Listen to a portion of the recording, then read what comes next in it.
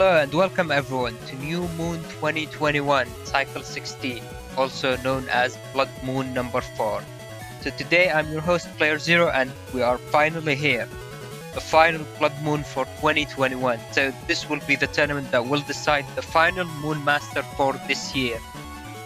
But before we get started, let me explain what is Blood Moon and the format, which is mod cards and how they work.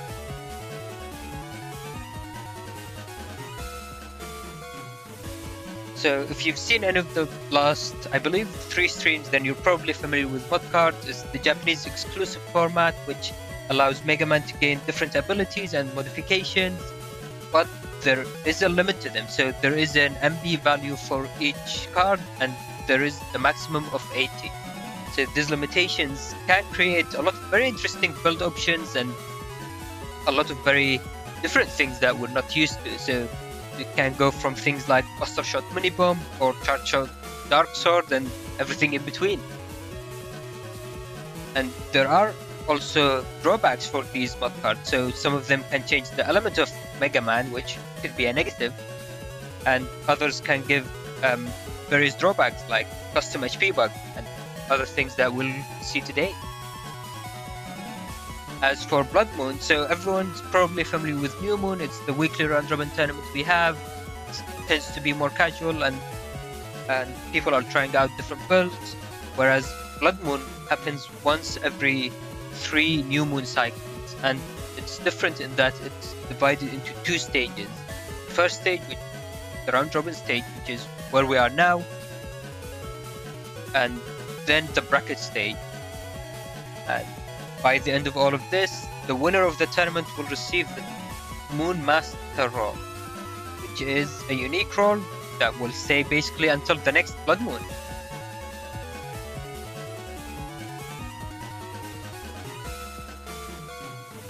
Alright, with all of these introductions out of the way, joining us today on commentary is going to be Symes. Hello, Symes. Yeah, hello, playerzero. It's good to be back on commentary, especially for a, as you just said, a Blood Moon. So we'll definitely see some pretty crazy matches today, especially with those mod card setups. Alright, yeah, it's good to have you back, and with that, let's head into the setups for our first match with Master S1X vs Ubu.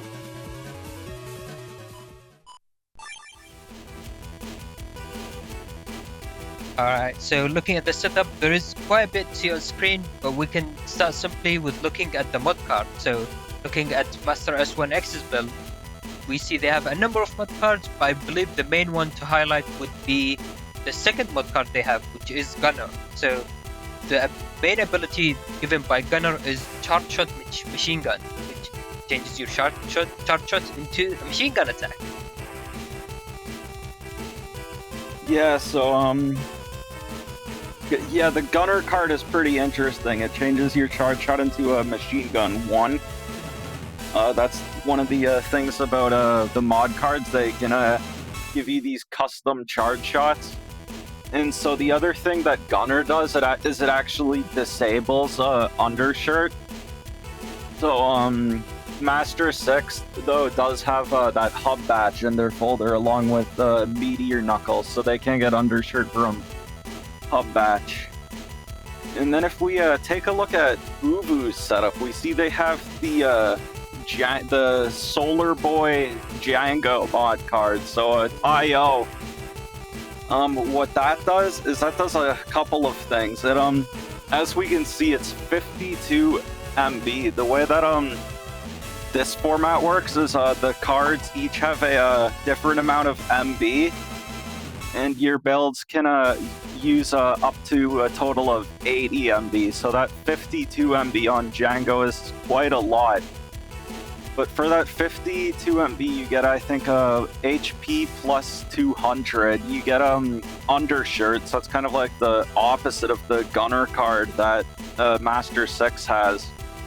You get status guard, and like the status guard is it's what Tomahawk Cross has, so you can't be paralyzed or frozen or anything like that. And then also, and the final thing that the Django mod card does is it changes your charge shot into Gundel Soul. So it does cost a lot of MB, but for that 52 MB, it also gives you quite a lot of effects. So if we look at Ubu's folder, we also see they have the Django chips as well, so those are exclusive to this version of the game as well. And they can actually form a PA called Crossover, so Ubu's definitely rocking this Boktai theme build here. Or not Boktai themed, specifically Django themed with both the mod card and PA. Oh yeah, I don't think I've actually seen the PA being used before, so this will be very interesting to see if it actually lands. Yeah, so the funny thing is the Django chips don't work in the US version of the game, but the PA is actually still fully functional. It's just that instead of Django, he's replaced by a gray dot. I've actually used it before, so it's pretty funny. But here in this version, instead of the gray dot, we'll actually get to see Django himself, so that will be nice to see as well. And yeah. I think just heading back over to Master S1X's build one more time. We see they have these G-code chips. They actually have quite a good mix of codes here. We have some G-code, J-code, the Knuckle and N-code, the Life or U Super Vulcan, which you don't actually see as often in this format. And then the W code, which you do see very often in this format. Yeah, I mean, they have a lot of pretty explosive combos. So we see the Super Vulcan, and there is the White Capsule plus 30 potentially, or there is the Static Air Spin, which could also get that plus 30. So there is a number of things that we would be watching out for this match. Yeah, the one problem for Master S1X here is that Uvu does have that status guard from Django, so that White Capsule will not really work out too well, but they can still, if they uninstall Uvu and remove his super armor, then they can still confirm the Super Vulcan and static combos. Yeah, that is and true. I think, do you have anything else left to add, or do you want to head into the match? I think that was pretty much everything. Yeah, with that, let's head into the match and see how it plays out. And so we'll be seeing this from Master S1X's perspective. Alright, we also see that Fullcast and Master S1X already has the combo pieces for the air wheel static, so probably will hold on to it until after the uninstall. Yeah, if it wasn't for the status guard from that Ubu has, they could go for it right here with the White Capsule, but that is the power of status guard from cards like Django and Planet, man. Yeah, looks like they are going with it anyway, so let's see if it's lands. Oh, there's the tank cannon from Ubu. And Ubu has Color Bug, which allowed them to start with invisibility this game, which obviously made it pretty difficult for Master S1X to try to land their combo, but they are holding on to their chips into the next set, so that will give them another chance for it. Yeah, it could be confirmed. Oh no, but the Invis comes out from Ubu. And Ubu had the bees anyway, so the Invis was actually good for Master S1X. Saved them from a big hit of bees. Oh, and there we just saw the that machine gun charge shot come out from Master S1X. Yeah, so one interesting thing is that the machine gun charge shot is actually pretty strong if you're able to uninstall the opponent, because the lack of super armor means if one hits connect, then the other ones do as well, so that could potentially be pretty annoying. Yeah, and the other really annoying thing about it for Falzar is normally Falzar in a situation like that would be able to go ground cross to get their super armor back, but obviously since it's cursor, it will just decross ground. Very nice movement from Wood with their avoiding machine gun hits, but then the other one fully connects, I think. And it does decent damage as well, I think. Isn't it 30 per hit? Yeah, so if you can catch them in the middle with it, I think it would actually do a 90 with the, or no, 120. So, but it looks like they're going into Dust Cross here.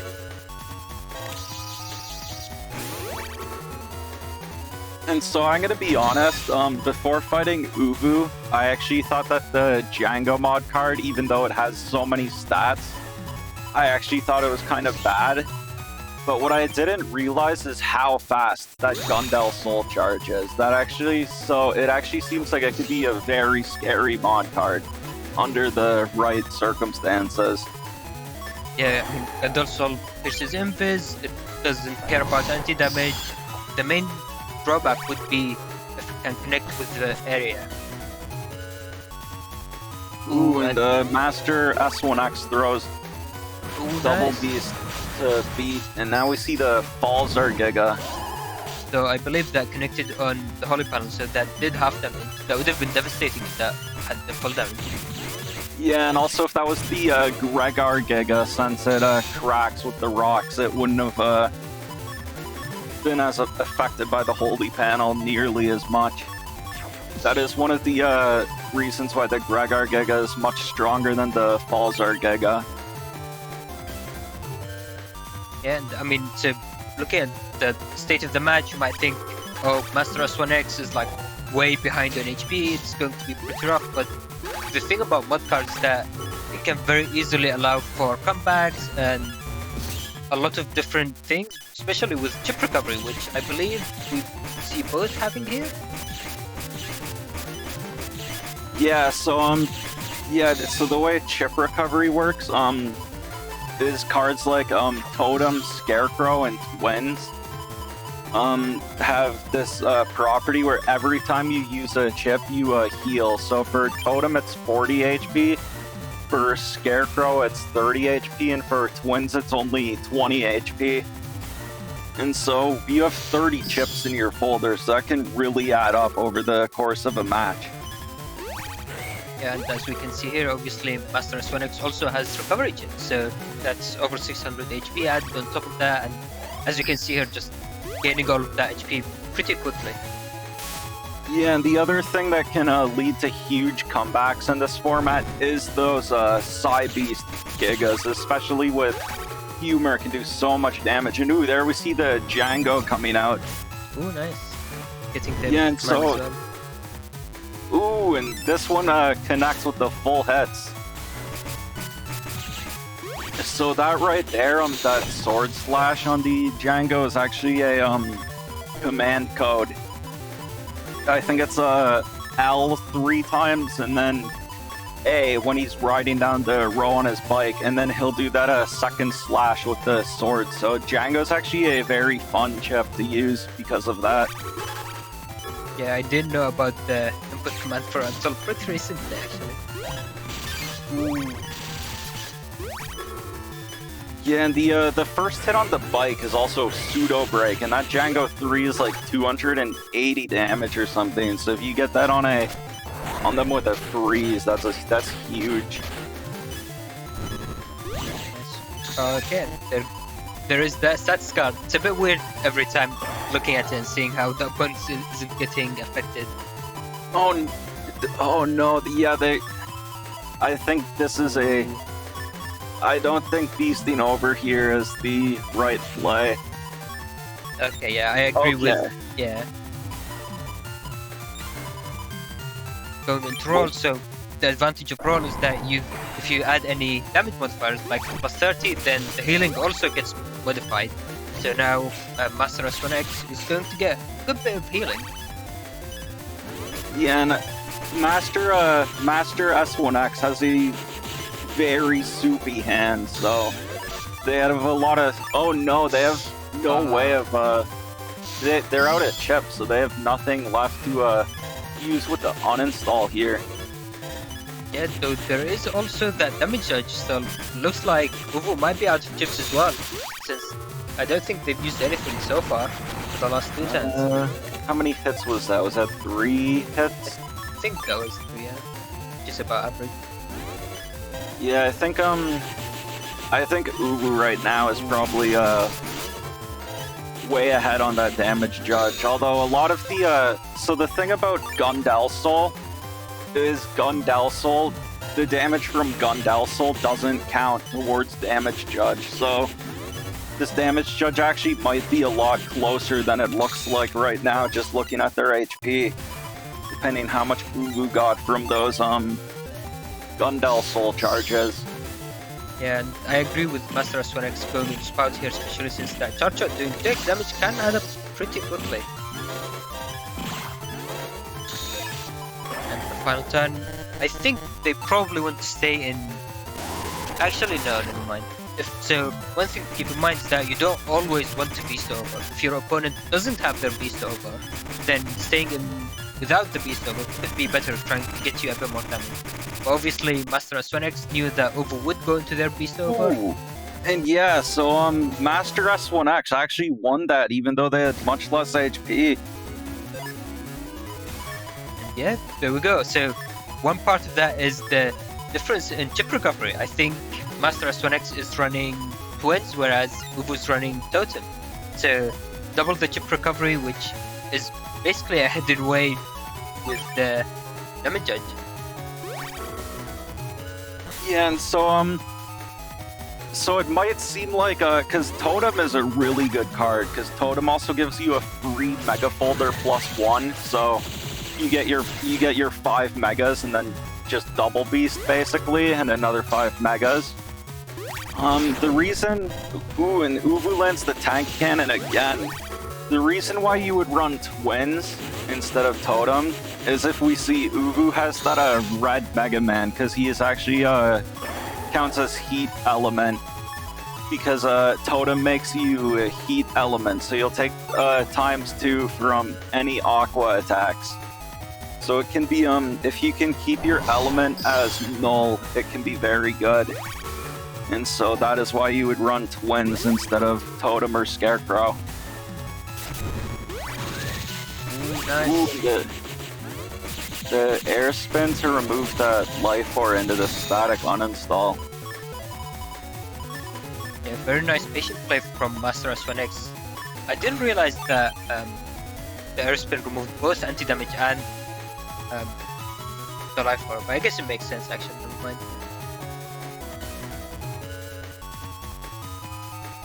Yeah, it's pretty interesting to use it in Beast Out, because the normally you want to hit the air spin with the static, but the Beast Out doesn't target the air spin, it just targets the other person. Oh no! Yeah, I think that might have been accidentally TFCing, losing out on that Grand Mana speed. No, but that was a anti-navi. Oh wait, that was their anti-navi. Yeah, so Master S1X used Ground Man, then Uvu used Elements Man, and Master S1X TFC'd with the anti-nav, I think. Yeah, okay, so yeah, that was definitely a misplay then, that's pretty unfortunate. Though we might be able to see that maximum damage Meteor Knuckle. The area is able to stand. Oh no, then there is the anti-damage which is obviously the top of the thing. Oh, nice TFC, so blocking that Pulsar X, which is pretty good as a trade. Yeah, I think that one. I think that wasn't a 3 columns away, so that wouldn't have been the. I think that actually only would have been a 1 hit from the Cyclone instead of 3. But then also blocking all the feathers as well was pretty good. And actually, they could go into Tengu Cross here, but it looks like they just want to stay as base man, probably because of this Dust Cross into Trap. Is coming down from Uvu, saving their anti-damage. the anti-damage doesn't last for very long vs charge shot machine gun. Yeah, there goes. And there we see the flinching caused by the uninstall or the lack of super armor, I guess. I guess Master S1X doesn't have attack max, so I guess going into Tengu Cross here, even at +2 area, wouldn't be that great. At least not until they use their hub batch. Yeah, that is true. And +2, even charge shot machine gun is quite a bit more difficult to avoid, so that makes it nice as well. I mean, I'd say at that point it's pretty much impossible to avoid. And yeah, it looks like And that was the perfect. Oh wait, the Gundersall part still goes through. Nice. yeah, and I'm not sure if the Buster shots do too. I'm actually not sure how much damage each of those do. That was the perfect range as well. So being able to land all of it was pretty good. It's pretty difficult to land since Django unfortunately isn't very flexible. It can only go at the back.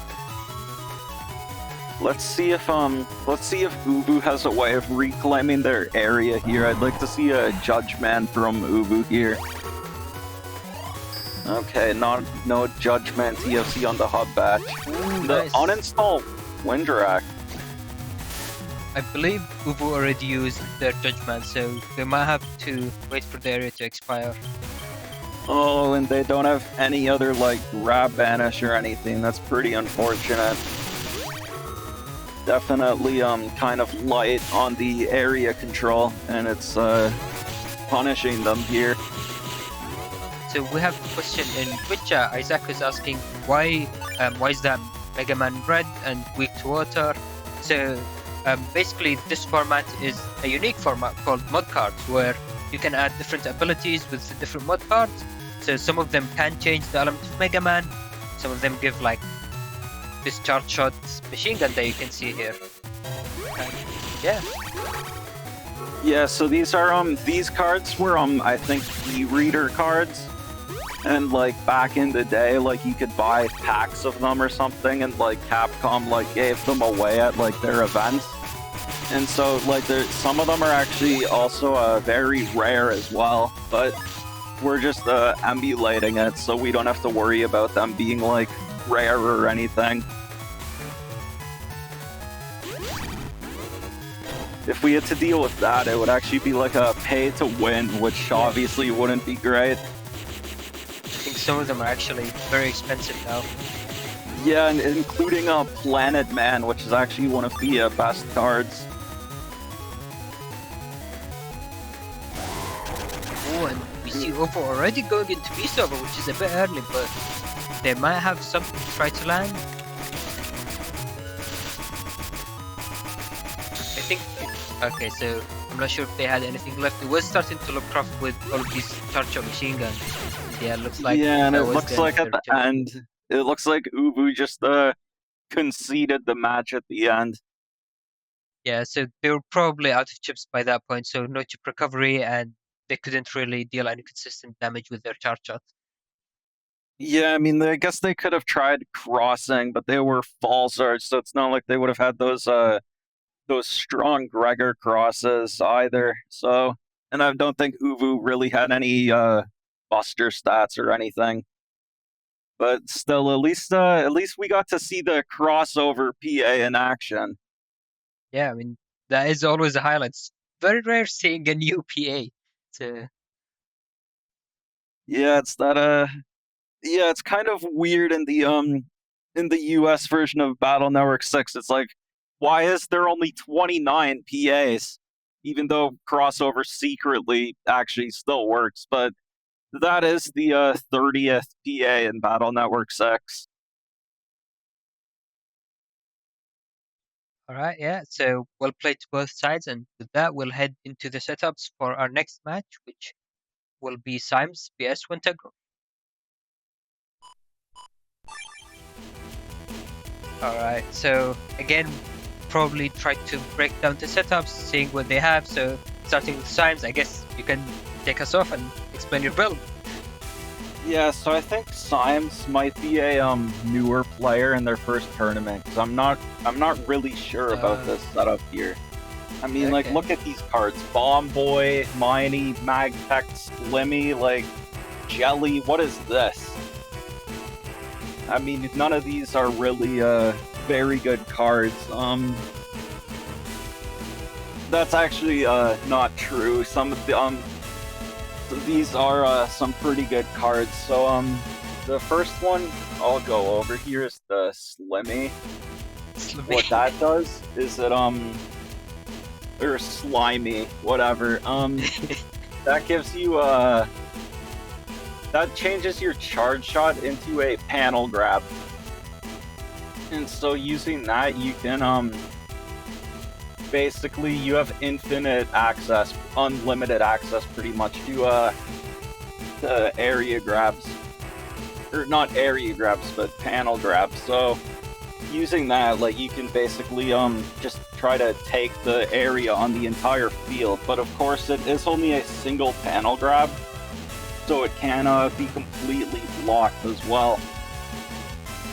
But it's a pretty strong card, especially with a Buster build like this. Yeah, and so the... Oh, go ahead. It's basically just going to say that, so there is the slimy part of it with using your charge shot to try to maintain area and pressure the opponent.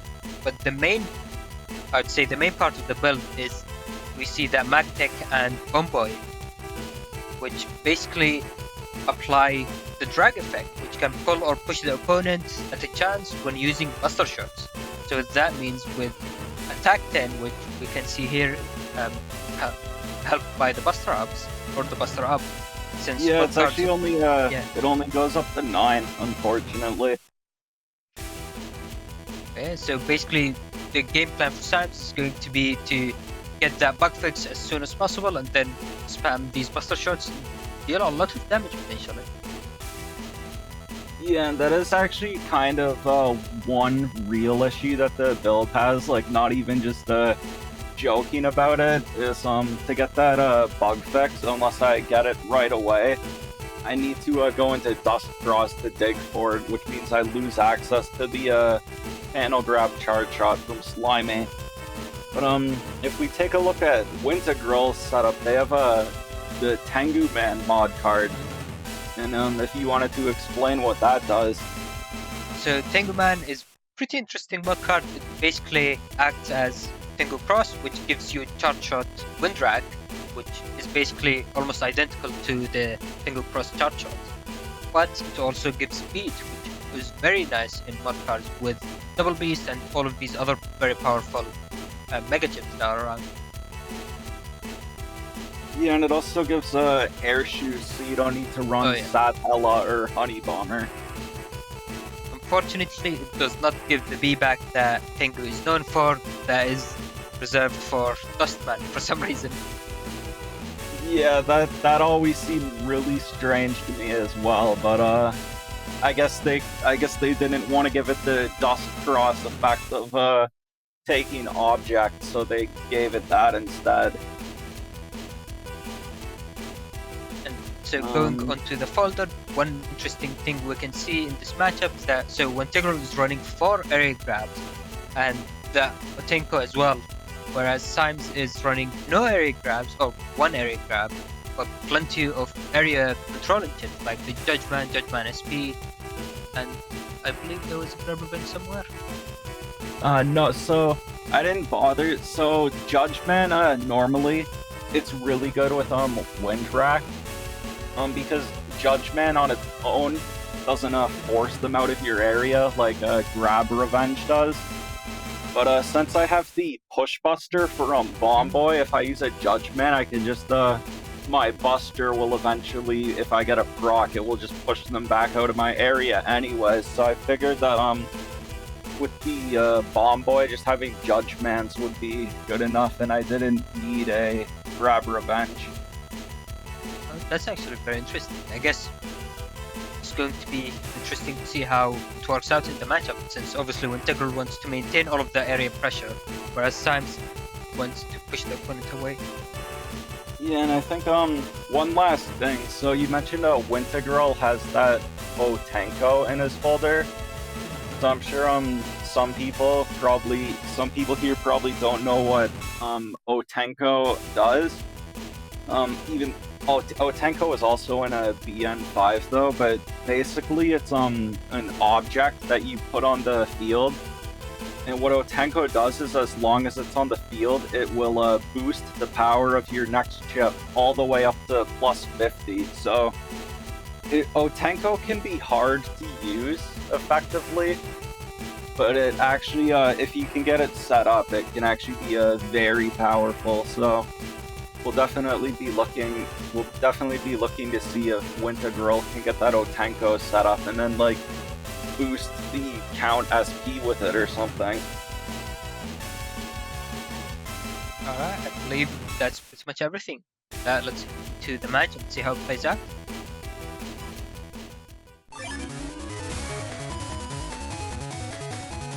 Okay, so we are watching this from Symes' point of view. Yeah, and since I didn't pull bug fix, I'm going right into that dust cross, especially with these boulders on the field.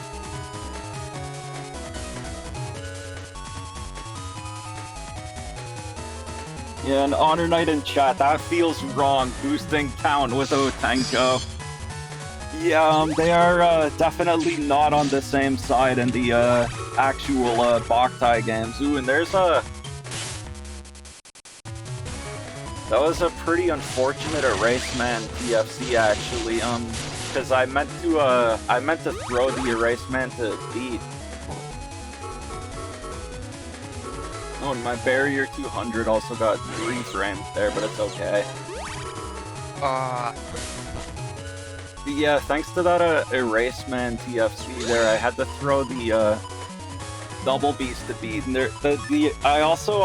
I probably should have aimed the Eraseman down, because it also broke that top boulder, so then I only got to didn't even get to duck that.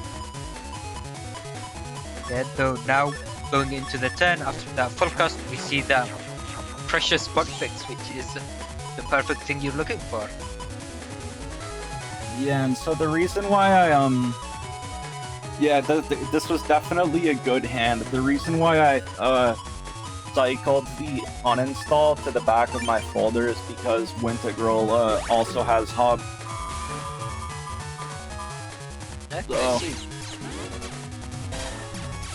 Yeah, so the way that it works is if your opponent has hub, a lot of the time you want to try and bait them into using hub first and then uninstall them after.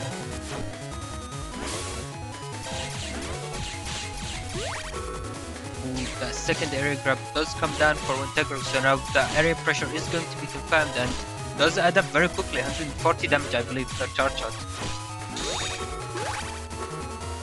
Ooh, nice! And the problem here is they got the back row of Otenko set up, but I'm still in Dust Cross. So Wintegral will probably want to try and use an Eraseman here, but as we can see, I have that Life Aura in hand. Oh, so unfortunately, going into dust. I mean, thank you. Yeah, I think that would be a with the back row object here crossing out of dust would certainly be a decision. Ooh, that was actually really close. So if Wintegral had that Eraseman, they could have done the TFC on Life Aura and basically caused it to go away. So... Yeah, I predicted that he would use something else first. Ooh, but unfortunately... Oh no! So unfortunately I missed that Otenko, the dust shot with the Otenko. That would have broken Wintegral's Life Aura. Yeah, and unfortunately Wintegral ended up stepping back accidentally, which caused them to lose the +1 area, which, as we saw there, basically wasted a full turn. They could have gained a lot of advantage there. Yeah, definitely. That would have been hundreds of extra damage, so I would actually be at a pretty low HP right now. I'd actually be critical HP, but there is that Recup 300 in hand. And also all these G-code jets. Oh, and we see, so looks like Symes is going for the uninstall turn this time. But keep in mind that if Wintegral steps back or goes onto a holy panel and they get uninstalled, or which I guess they are already, then they can maintain their movement on these holy panels. I mean on these broken panels. Yeah, I think if Wintegral hadn't stepped back, I mean the thing is I do have the push buster, so I could have oh, but Wintegral has life for us, so yeah, that would have been really rough. That would have sucked. I think that actually connected on grass as well, and ooh, there we saw that effect of the buster, which actually caused that Spazman SP to miss. Yeah, that's really funny. So yeah, the way Spoutman's chips work is he'll only use that hose attack on the back two columns. So if you use Spoutman outside of the back two columns of your area, what we see there is that Aqua Shot attack, which is pretty bad. It does make a cracked panel though, so. Ooh, that falls off 2x DFC, that's going to be a lot of damage. I think 4 feathers hit there, and then I think that might actually be game. Yeah, because I didn't use hub yet, so I didn't have undershirt. There we're seeing the power of the Symes Gigas. That's actually crazy, just like that, being able to finish a game. Yeah, it's like it feels like getting a Thanos snapped. You're just gone.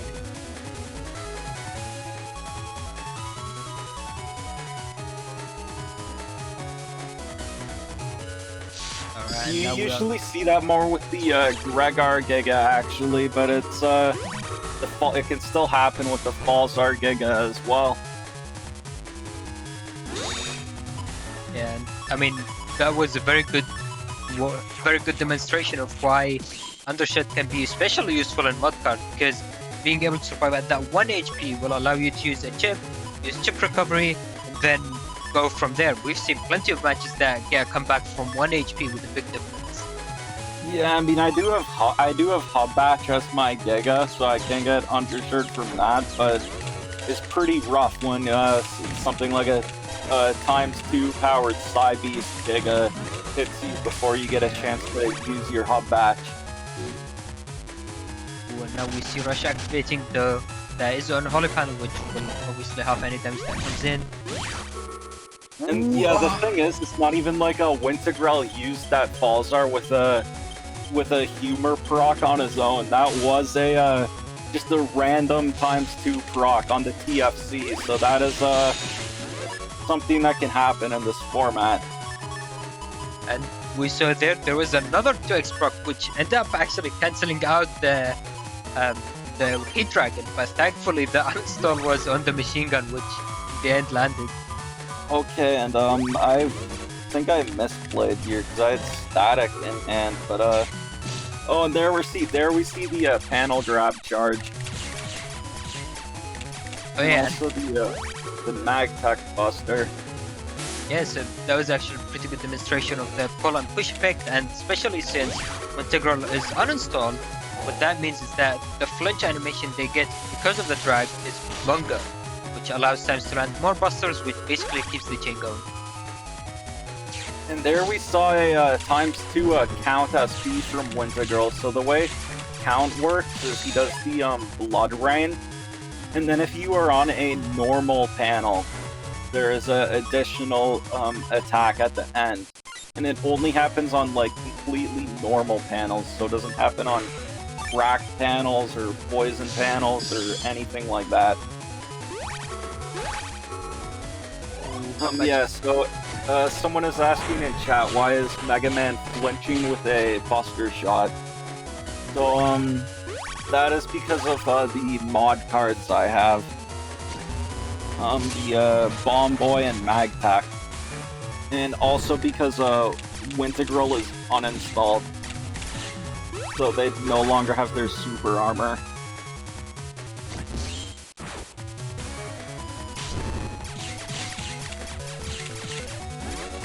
So now they're both trading busters.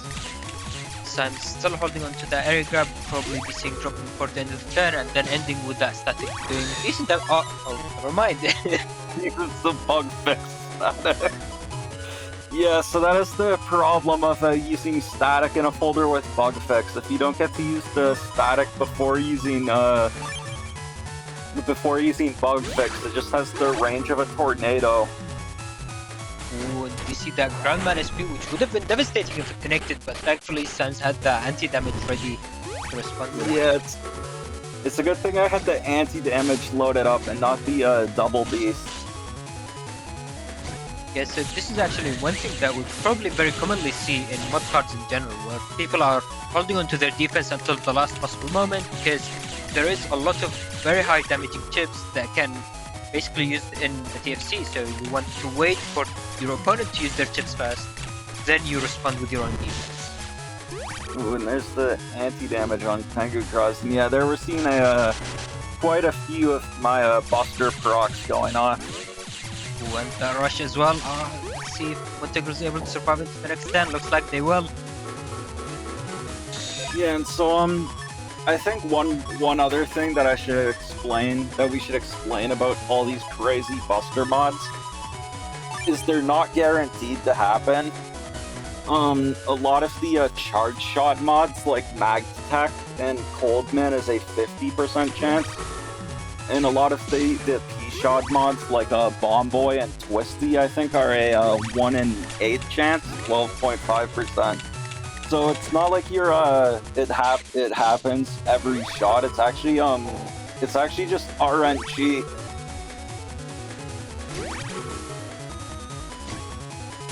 So this format has a lot more RNG compared to the US version. And there goes the Buster Shot, which will take us into a game 3.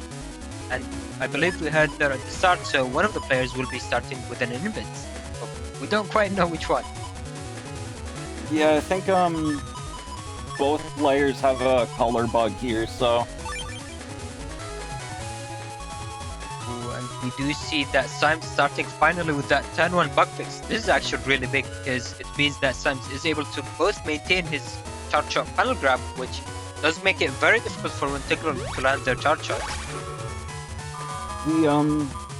So the one more thing about my setup is from the that was very interesting because I used the static first, but I TFC'd the bug fix like right as I used the static. I actually, when that happened, I wasn't actually sure if it would be the full static or that one. I was actually kind of surprised. The Aquaman SP, that would have been massive damage, but thankfully Symes was ready with that defense.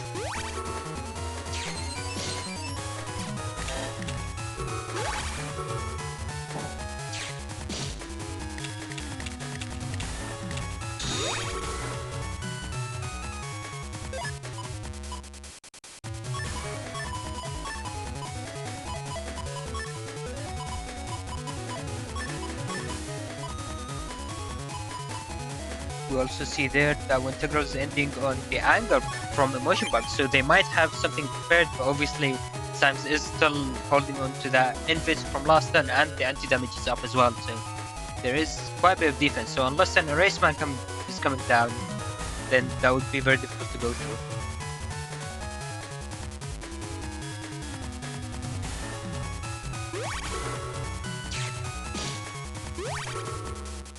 Judgment going into beat, which could potentially be an issue, though Symes is still in base Mega Man, which, as mentioned before, can just use the charge shot to basically deny a full area grab. Ooh, and these busters as well. And so we see the Erase Man coming out as well. Ooh, Judgment 2X. Nice.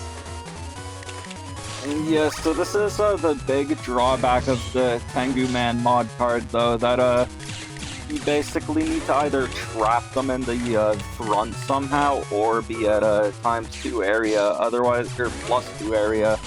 Otherwise, there's no way of landing the Wintegral charge shot. Now Symes has... Oh, never mind. I was just going to say that you have the anger proc, but it's just gone. holding on to the forecast. That's interesting. I wonder if that's in anticipation of a life arc. I don't think we've seen one this time. Ooh, and yeah, there's the double beast coming out. Yeah, so the other thing about my setup is I have the jelly mod card. And one of the things that the jelly card does is it gives you basically a slow gauge at the start of the match. And so I also have these 2 slow gauge chips, but they're not very useful unless my opponent is also running fast gauges. Yeah, so you're running what they call as triple slow gauge, but Wintegral's obviously running only 2 slow gauge as well, so at best they would be used for chip recovery, and at worst they wouldn't be used at all. Yeah, so Wintegral actually is up right now by about 1,000 HP, but as we said earlier with this with the chip heal and also these Buster Jam procs, this is still definitely some potential here for a comeback. Yeah, I mean, Buster Bug with an ideal setup can do easily over 1,000 damage in one turn, so... Yeah, and so the other thing that we missed is, so thanks to the humor bug, Wintegral got a ×2 anti-damage, and that actually hit my Tengu cross, so that's part of why I'm so far behind on HP. I took 400 damage from an anti-damage. Oh, wow. So that was pretty painful. Yeah, I believe you also threw away close to full hand as well, because I think you had a bit of defense. But yeah, that's pretty crazy that to see an anti-damage do like as much as Life Sword, or almost as much as a double beast.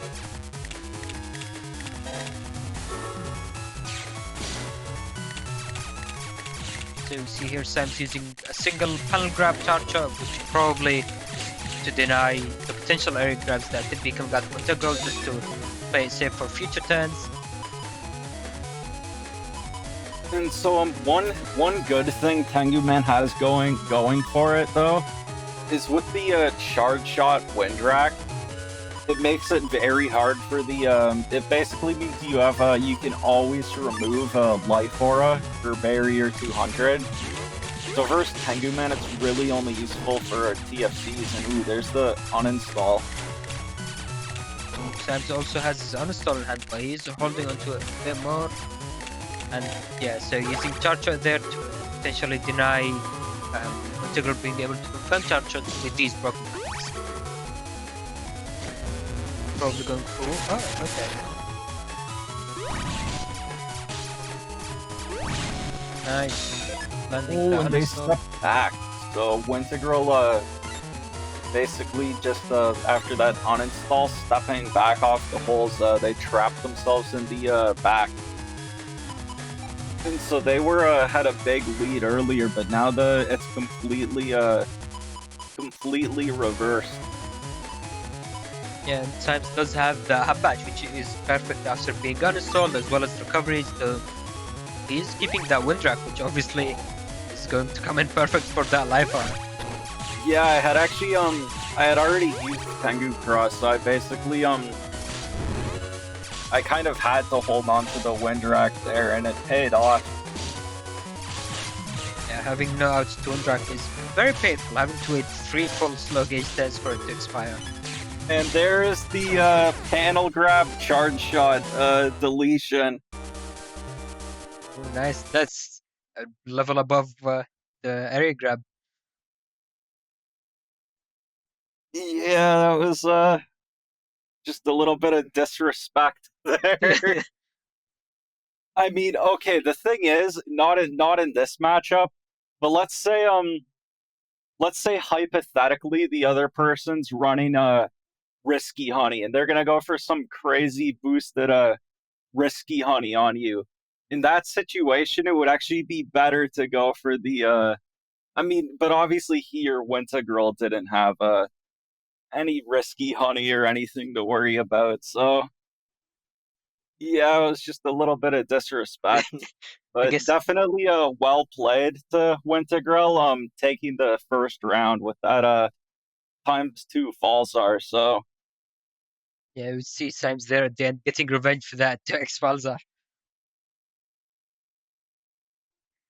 But yeah, well played to both sides. And before we head into the next match, we actually received two donations during the previous match. The first one from Thompson Pequier, obviously, correct me, I'm probably saying that very wrong. I'm donating $3 and saying, I like what you guys do, and thank you for the donation. Thank you for watching as well.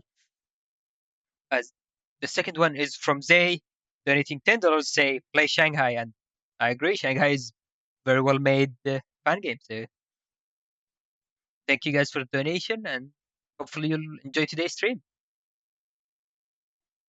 All right. I just have one more thing to say about that panel grab kill. Okay, Go are for it. you ready for this? That was very slimy of me to do. Ooh, nice, nice.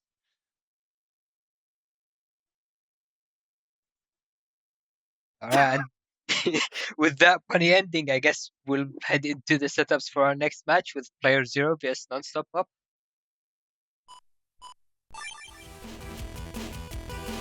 All right, so this is going to be an interesting matchup. I think this is the first time we see Larkman being played during today's stream. I'm not too sure actually if we saw it in previous streams either. In the very first stream, there was a match between me and Sharona that was Larkman.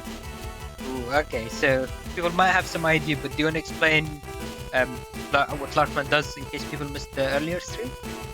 Yeah, and I guess I'll also have to explain the charge glitch. So that yeah, so what Larkman does, Larkman is a very, very annoying mod card. It might actually, this format basically is when you're really like in a blood moon trying to win. It's basically just who can cheese harder. Yeah. So you have like, it's all just cheese. And Larkman is some of the biggest cheese there is, because what Larkman does is Larkman makes your charge shot delete the other person's chips, which it's a mechanic that you see more in some of the legacy games with like jealousy and stuff. But it's not in a BN6 at all, except if you're in the single player. I think Gregor has an attack that can. But here in this amazing format that we all love, Yeah. you have you have Larkman. So the thing is, normally, I think the Larkman charge shot, it's actually like it's actually more like all those P shots. I think it's actually only a 1 in 8 chance to delete their chips. But there's a certain glitch where cards like Numbers, and also we haven't talked about Numbers yet. Numbers is an insane card. It gives you like cost +1, Mega Folder +1, and Giga Folder +1 for only 17 MB, which is why we and both players have it here, which is why we see both players having 2 gigas. But Numbers also has an effect called a default charge shot. And so what default charge shot does is, like we saw, I had that from the slimy, I had the charge shot panel grab, and so the default charge shot will get rid of that. But it also has a glitch on things like Larkman and also Coldman, where instead of like a 50% chance or a 1 in 8 chance, it becomes a 100% chance.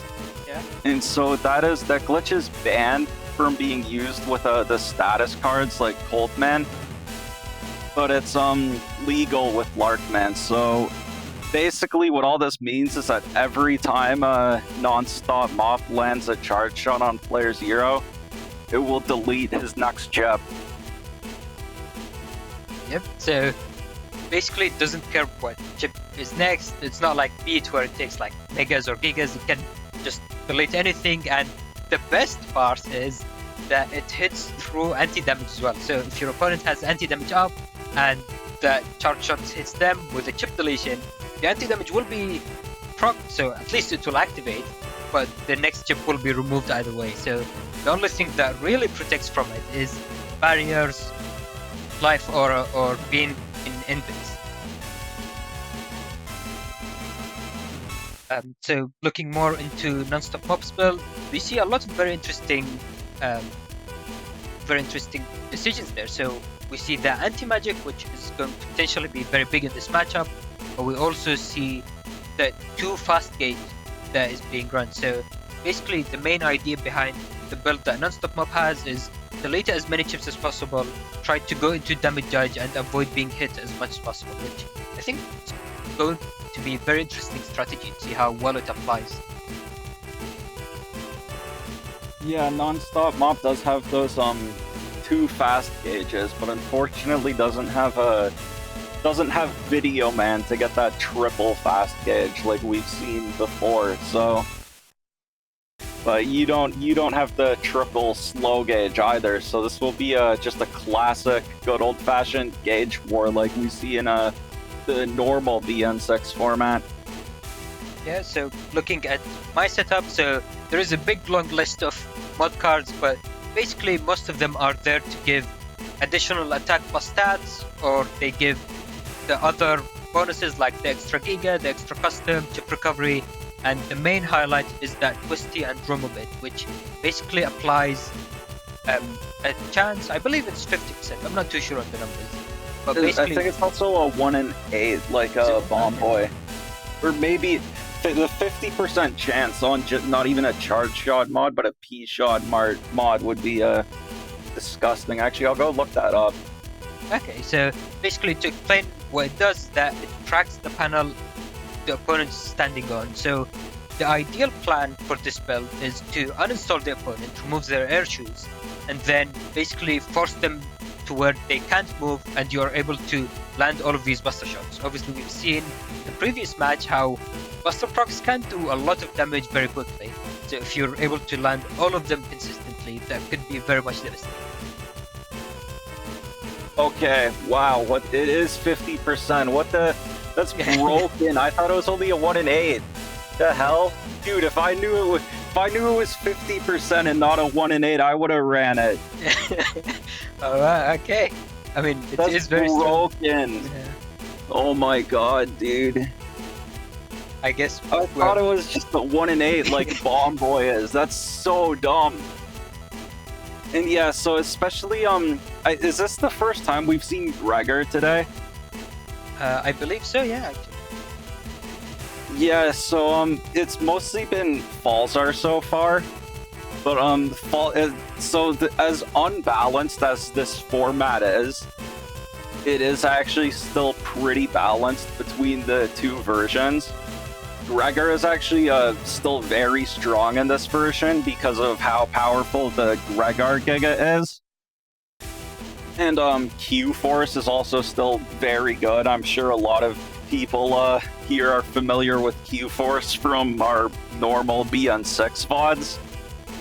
It's not quite as strong here thanks to like status guard and stuff, but it is still very strong. So and Gregor setups can get the Giga +1 from numbers here. So you see a lot of double Giga Gregor setups with the Gregor Giga and Q-Force like we're seeing here, which are extremely powerful.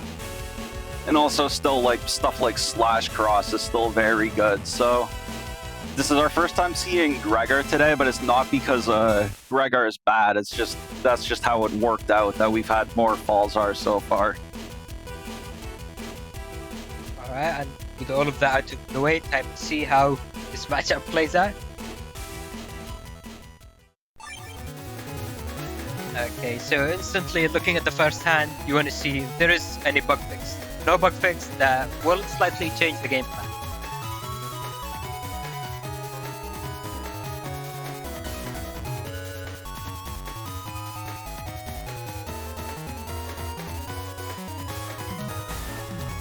I can't believe Twisty's 50%. That's so dumb. I'm not over that.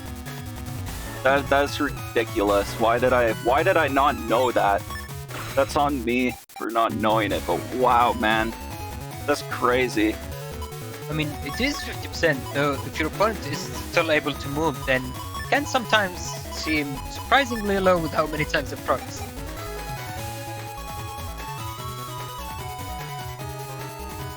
So, as we've seen in the previous match with Symes, it's actually a somewhat similar starting plan where we're going to go into full cost, go into dust, try to find the main win condition, which is bug fix, as soon as possible.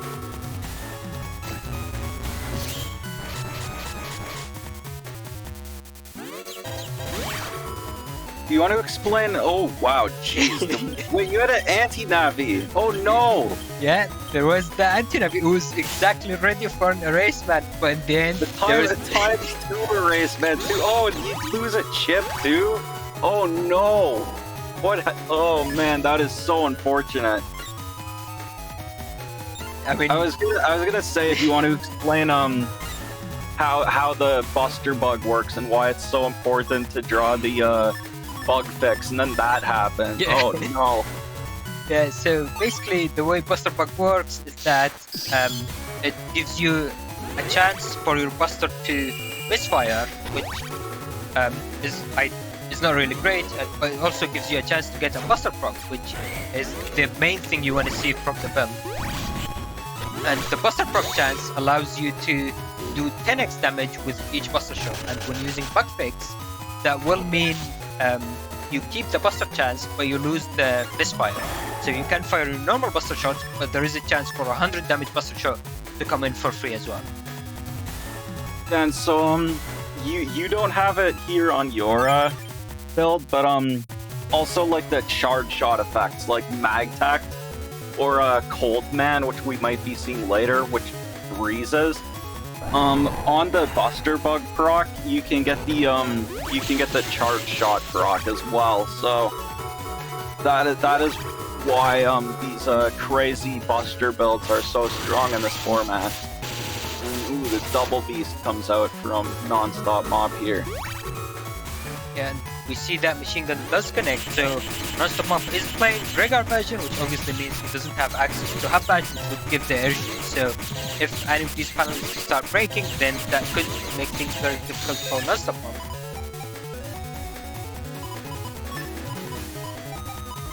But there is also that beast out, and I am still bugged, so I still don't have bug fix, which is my main win condition. So even if I was outside of beast out, I would still have to go through my folder quite quickly to try to find it. Yeah, missing that anti-navi on that erase, man, was very unfortunate, but I mean, still only about a 200 HP difference here, so that's not too bad. Oh yeah, and the other really dumb thing about Larkman is not only does it delete your chips, it also has speed. Yeah. I think the only drawback that it has is that it turns off air shoes, which basically It turns on air shoes. does it turn it on? Oh, okay, never Yeah, mind. it gives you air shoes too. It's so dumb. The one weakness with a oh wow ×2 blast, man. The thing about a Larkman is that its actual DPS is pretty low. So, Larkman actually kind of has a bad matchup against, like, attack 10 builds like what you're running. Because in terms of, like, straight-up DPS trades, it actually gets kind of destroyed by attack 10. Yeah, though obviously there is also that nightmare scenario of bug fix being destroyed. I wonder if we'll see that today. Well, in the or hub badge. Okay, you got the hub badge on. But losing your slow gauge. Although slow gauge is still in effect here, so. There goes that fast gauge. So obviously Nonstopmop doesn't know when chips get destroyed. So he might be thinking that slow gauge is still on the possibility of being used. Okay, and HonorNite is mentioning in chat that Larkman also has a damage bug where if you get flinched or pushed or something, you get confused. And so this sounds like it's really bad, It's actually not, because what happens? Oh wow. Okay, the ×2 delta ray. That would have been the game. But you had that invis. That was clutch. But what happens is the confusion bug from Larkman. It will overwrite other statuses like paralysis or freeze. Instead of getting paralyzed, you'll just get confused instead. So it's like almost a sort of a pseudo status guard effect.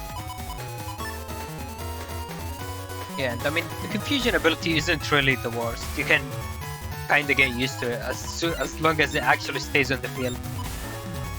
Yeah, so that was changed in a BN4, where confused in a BN4 to 6, it only it reverses your movement, and 2 and 3, it was actually like random or something. It was much worse. It was terrible. Ooh, and a full cust comes out. What were you thinking here? So in this hand, I think I had Judgman into, I think it was Elementsman and Judgman, something like that. So this is in fast gauge, and I don't have any way of reversing that. So Invis is actually a very powerful chip. But one thing to keep in mind is the turn counter. So we are at 10-10, and the hands I had weren't, I mean, the chips I had in the custom menu weren't really that much, they didn't really have that much synergy, is what I would say. So I would have to take all of them in one turn, which would very quickly add up. Losing the Judgman SP there doesn't really affect much. You don't have Tengu. So we'll see if this Neo variable can clear the life aura. Yeah, so we saw that Nonstopmop already used Holy Panel, so that's not really a threat, but... Well, that's there is that. And oh wow, you survived, but and missed the Neo variable input, but destroyed the life aura anyways. But what turn is this? Okay, you do have the Spoutman and Falsar. That actually could that could still maybe bring it back. Yeah, so well, about that. well, Larkman is yeah. Larkman is pretty dumb. Larkman. That's all I have to say about that. Yeah, so this is actually really funny to see from my point of view, because obviously Nonstopmop has no idea what was destroyed. For all he knows, there could have been nothing. But I mean, we know the horrors that was going through. It all started with that missed anti-navi on the erasement on the first turn. Okay, but that was a lot of feathers. I think that was at least 5. Was that 6? I don't think. Yeah. I mean, even if it was 6, which is like the legendary number that basically no one gets, it's still nowhere near a 2x Gregor. So this is still going to be a very much uphill battle, and if we go into damage judge, obviously Nonstopmop started with way less HP and doesn't have recoveries. So damage judge survival is going to be very difficult. I mean, these Buster Shots can add up. It's like just getting 6 procs maybe could finish the game, you never know. Yeah, if we were not... Oh, already turned 14, yeah, there's no time. In fast gauge, yeah, that's... And not even bothering to go into Beast Over. Yeah, so I mean, I knew that I was losing damage judge, so if I go into Beast Over, that will basically confirm my loss. So at least I can try to land a few hits here and there. Look at, yeah.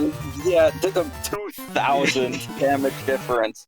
That's also so we saw that Nonstopmop did that much damage, and you survived. You survived the like 3,800 something damage thanks to your chip heal, your high base HP, and the recovs. That's pretty chonky. Yeah, and actually, I mean, if you look at the ending HP that Nonstopmop had, that was very well within the range of an Aquaman SP. So that single chip destruction basically closed the game there. Yeah, that's true. That actually would have been very close at the end.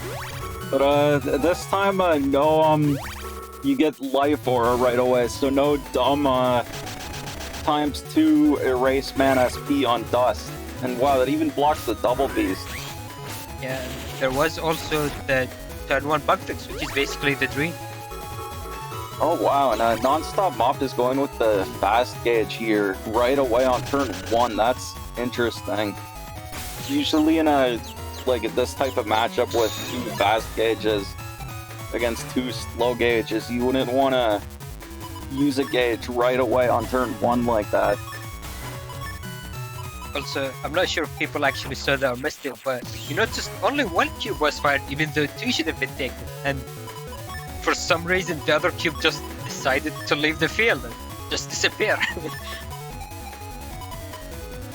I literally have no idea why it didn't get taken in, so I guess if someone knows, then feel free to let me know. Yeah, I've seen that happen before, and I mean, I'm not sure why either. I think we're gonna have to look into that probably. I don't think anyone really knows, so we'll have to figure out why later.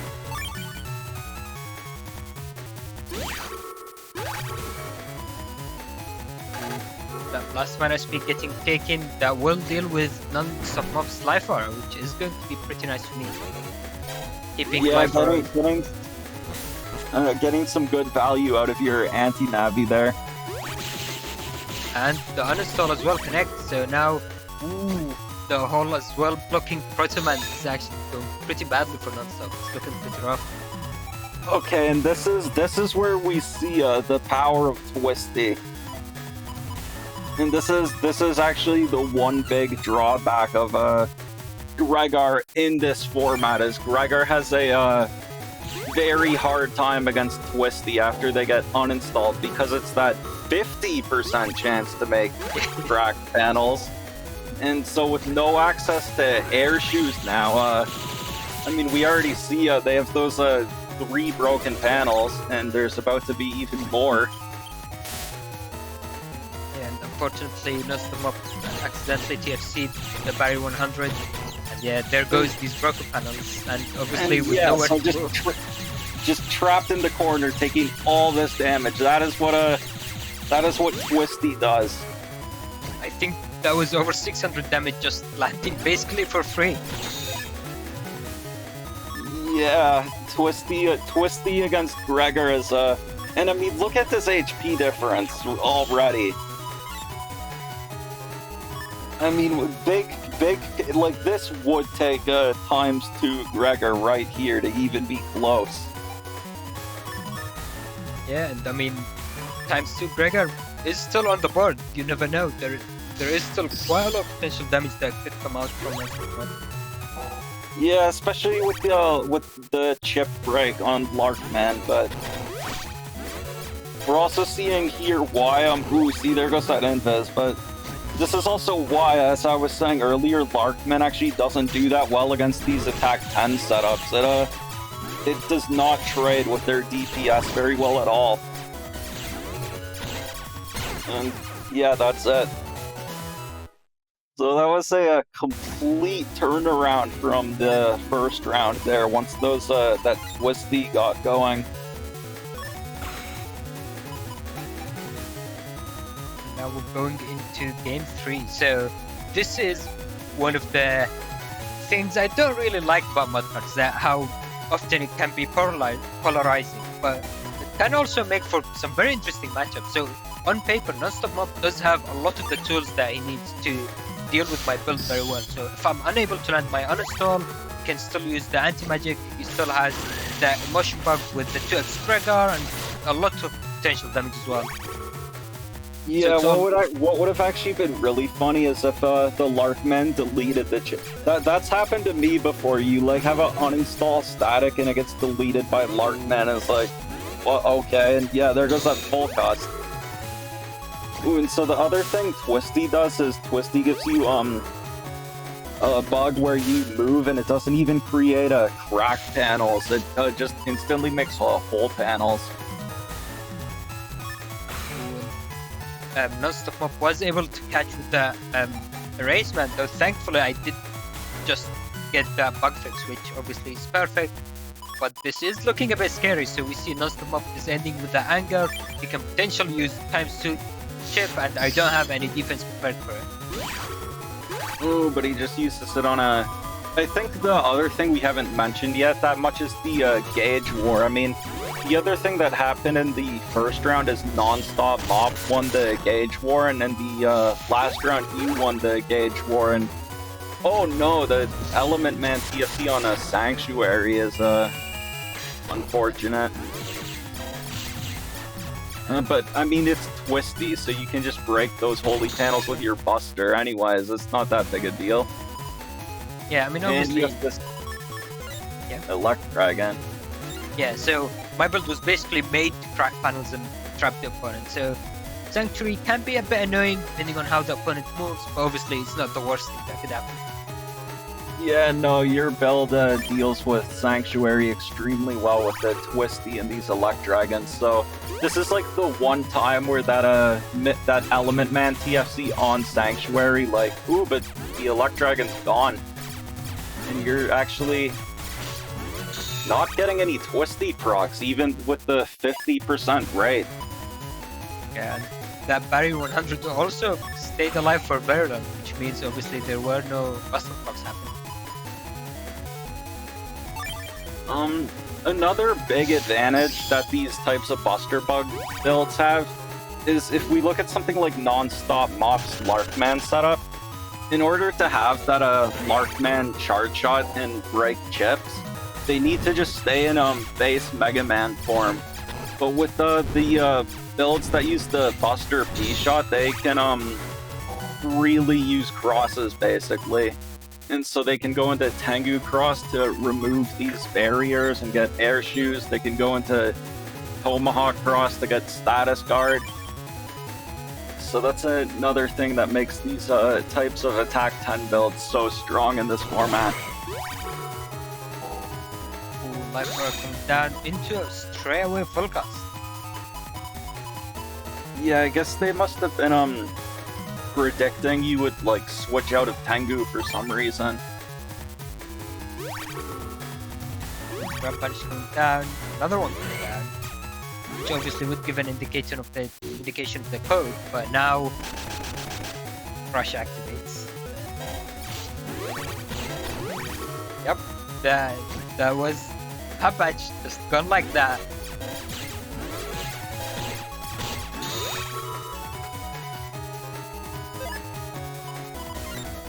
And yeah, you lost your hub batch there. So that's yeah. But I mean, you're still actually... Oh, go ahead. No, I was just saying that's something that could happen.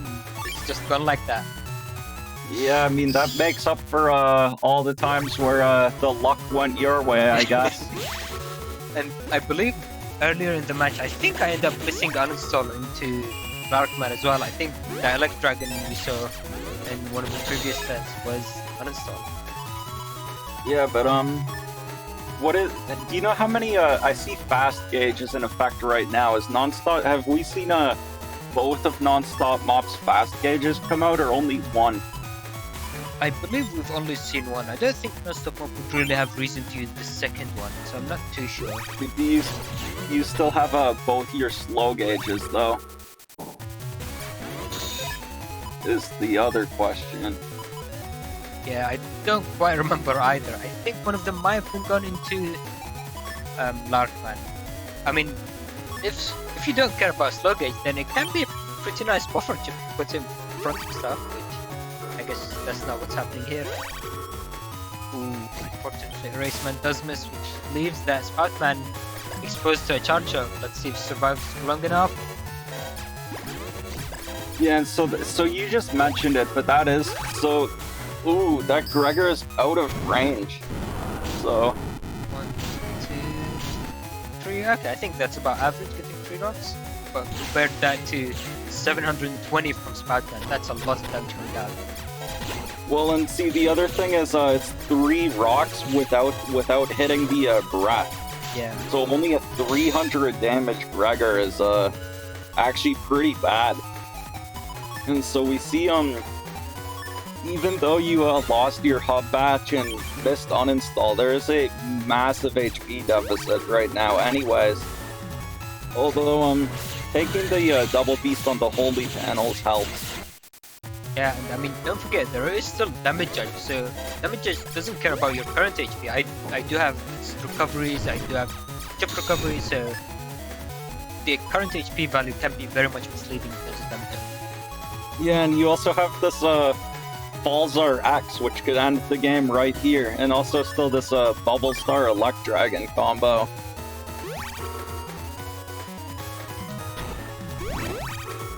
Oh wow, the bubble wrap came back just in time to eat that bubble star. What? That's crazy, like right at the last frame or something. Yeah, so Aces 5000 Twitch chat is asking why is Mega Man weak against Spout. So this is basically a special format called mod cards, and this is one of the abilities that mod cards can cause. It gives different elements and bodies to Mega Man, and in this case, Nonstopmop is having Fire Buddy, which obviously makes him weak to Aqua. Yeah, the thing that Larkman lets you do is it just lets you exert so much pressure on your opponent to have to use their chips right away, and then you can camp your own chips. But looks like Nonstopmop had nothing left for this Balzar, so yeah, I believe. Oh, never mind. It was going to be this game, but it's still alive. But they're forced to use this Blast Man SP here to get the chip heal when you still had that anti-damage up. So unfortunately they couldn't get it on your Tomahawk cross. Oh, and going into charge instead, so probably looking to do damage, and unfortunately that right does get blocked by the Envis. Well, and it didn't work because they used it on a hole. Alright. Ooh, it's gonna be hard to survive this turn. If only they had access to Beast Over, but I mean, you had so much HP left. I'm not even sure if Nonstopmop would have won on damage judge there. Yeah, I'm not too sure, to be honest. I think we discussed the match afterwards, and looking at their HP and how it went, if Nonstopmop was able to wait out a bit more for that Gregar X, which ended up missing, then he could have potentially even got a 2x with that. I didn't have any defense on that turn, and he still had plenty of time. So I think that point was very much crucial in determining the match how it went. Yeah, I think TFCing it on that Spout Man, but I mean, they probably thought that you had a defense after that Spout Man, so they were probably trying to like make you throw away the Spout Man. Yeah, I mean, it is a very difficult position. Yeah. Yeah, definitely well played to both players. It was the difference between those first two rounds, especially like that third round, was a little bit more even though the HP difference at the end was still pretty big. But those first two rounds, the first one was completely in Nonstopmop's favor, and the second one was completely in your favor. And I mean, that's sometimes how it goes with mod cards. It's actually a pretty interesting format, but yeah. Yeah, and we saw there that Larkman does kind of get destroyed by Attack 10, even with the dumb chip delete. And I think we might be taking a break now. Alright, yeah, so what we're going to be doing now is going to take a short break, and then probably 5-minute break, 5-10 minutes, and then we'll be back with the final 3 matches into the stream. So stay tuned, and we'll see you again soon.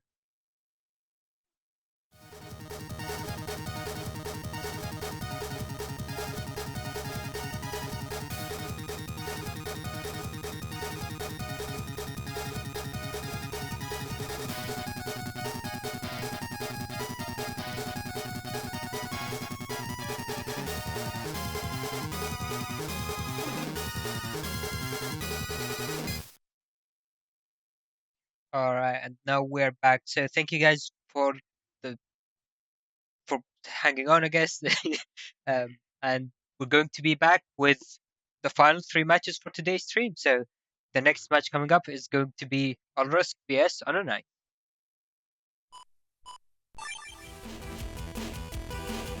Alright, so this is going to be pretty interesting matchup. So if we start by looking at Alrysc's build, do you wanna explain the build and what's going on there?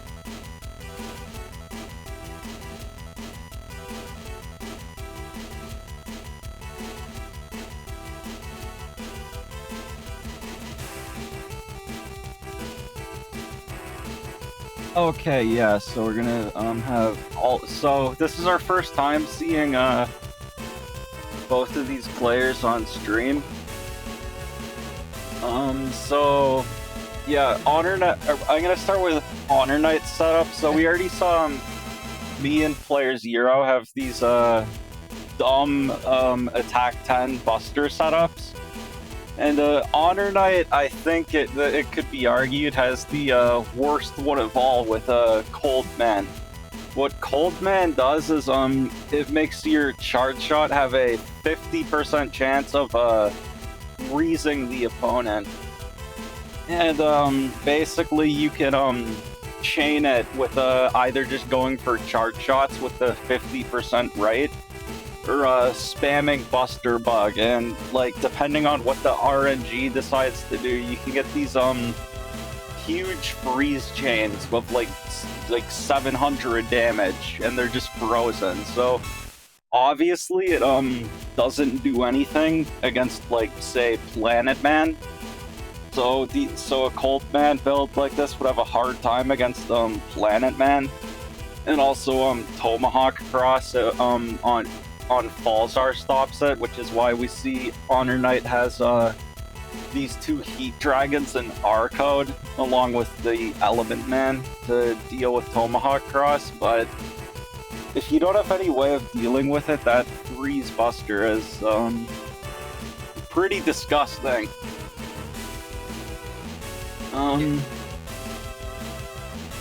Yeah, so obviously it's important to mention that we've talked about the 100% bug, which we just saw in Larkman. Obviously that is banned with the freeze charge shot, because that would basically infinitely chain into itself.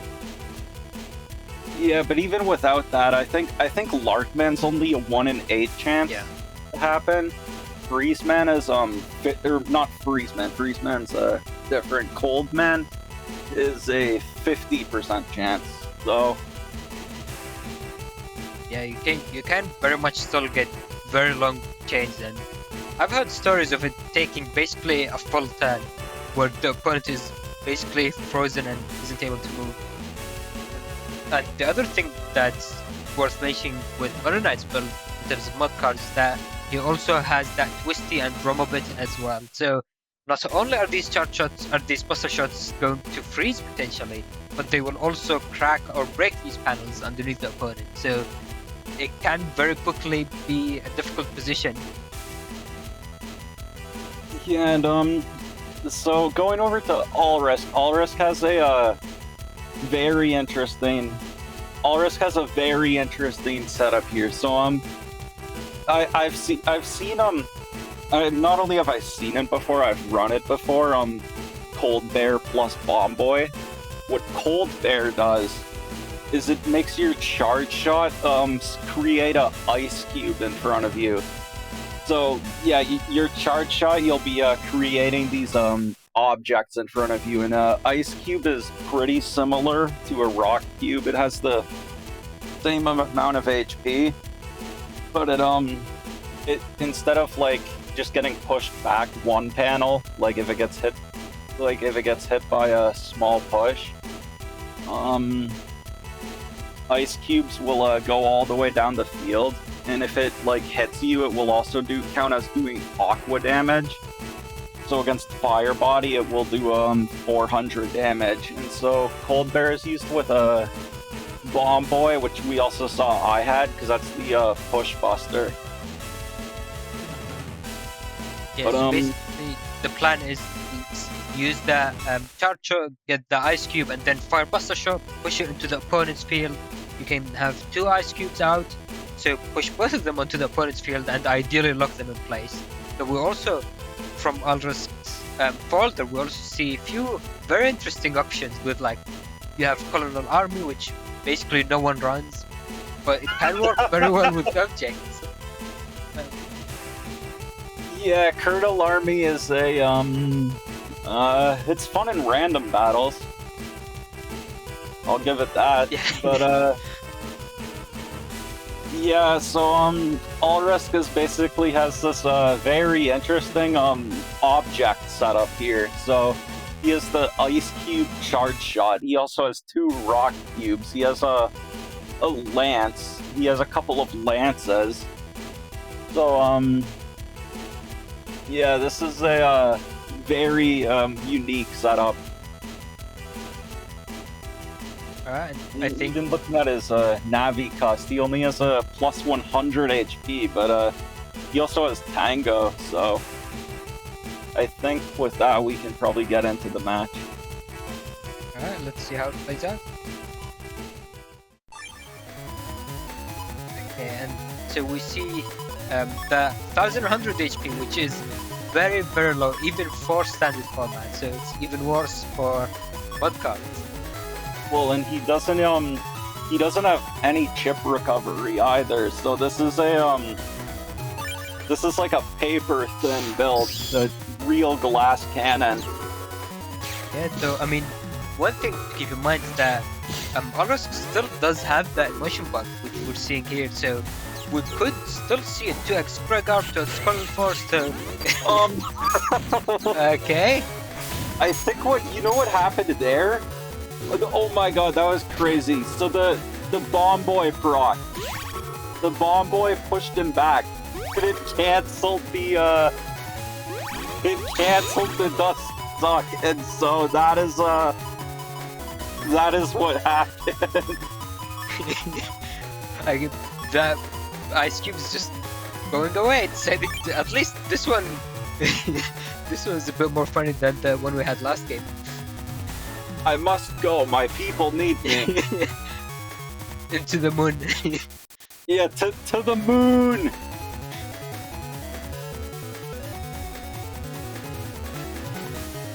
That was... Yeah. Well, yeah, so this has already been a pretty interesting start to this match. So we also see these ice panels coming down underneath Alrysc. I believe that's also because of cold there, so it gives you a chance to spawn ice panels when you move. Actually, Cold Man also does that, but just taking another look back at HonorNite's setup, he has the Twisty and Remo bit after Cold Man, so he's overwriting that ice panel bug with the move hole instead, which is fine because he has air shoes. For the ice panel bug, you'd want float shoes instead. Yeah, that makes sense. Ooh, nice, and we see Alrysc going for ice. Basically gives another possible opportunity for freeze in a future of Ice Cube and deal with these holy panels. It's pretty interesting that he's using a barrier 200 in U code when he has the Erase Man SP. I'm not sure if that is like I guess he just wants it to have it on the same turn as life, or Well,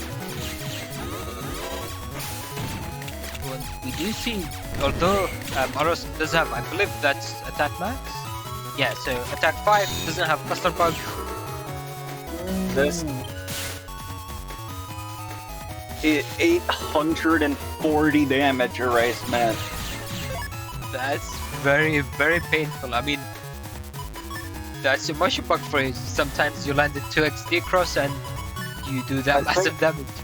I think this is the first time I ever saw a Dust Cross take that much damage. I don't think I've ever seen the ×4. And this Tengu Man SP will, Oh, so another thing about, Ice Cubes... Oh no, the Tengu Man misses.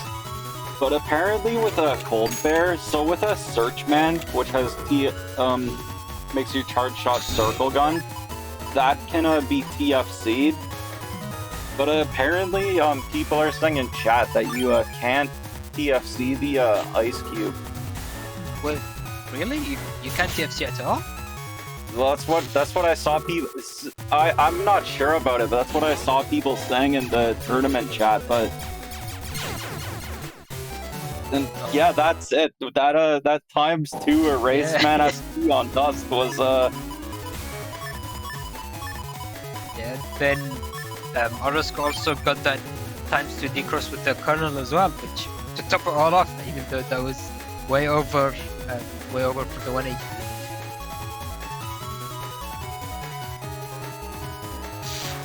Starting with Dust again, though. Let's see what HonorNite does in preparation. So these cubes are still on the field. Ooh, nice.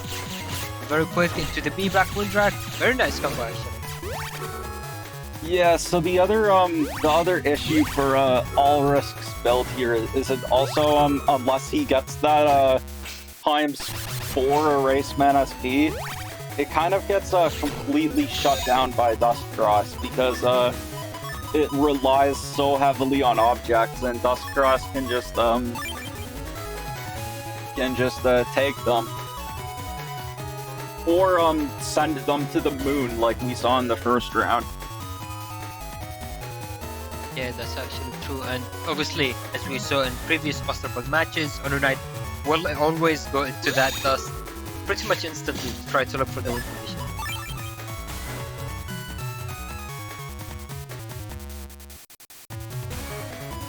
Yeah, in fact, looking at Alrysc's build, I don't think he even has normal erase man. I think that's just the erase man SP.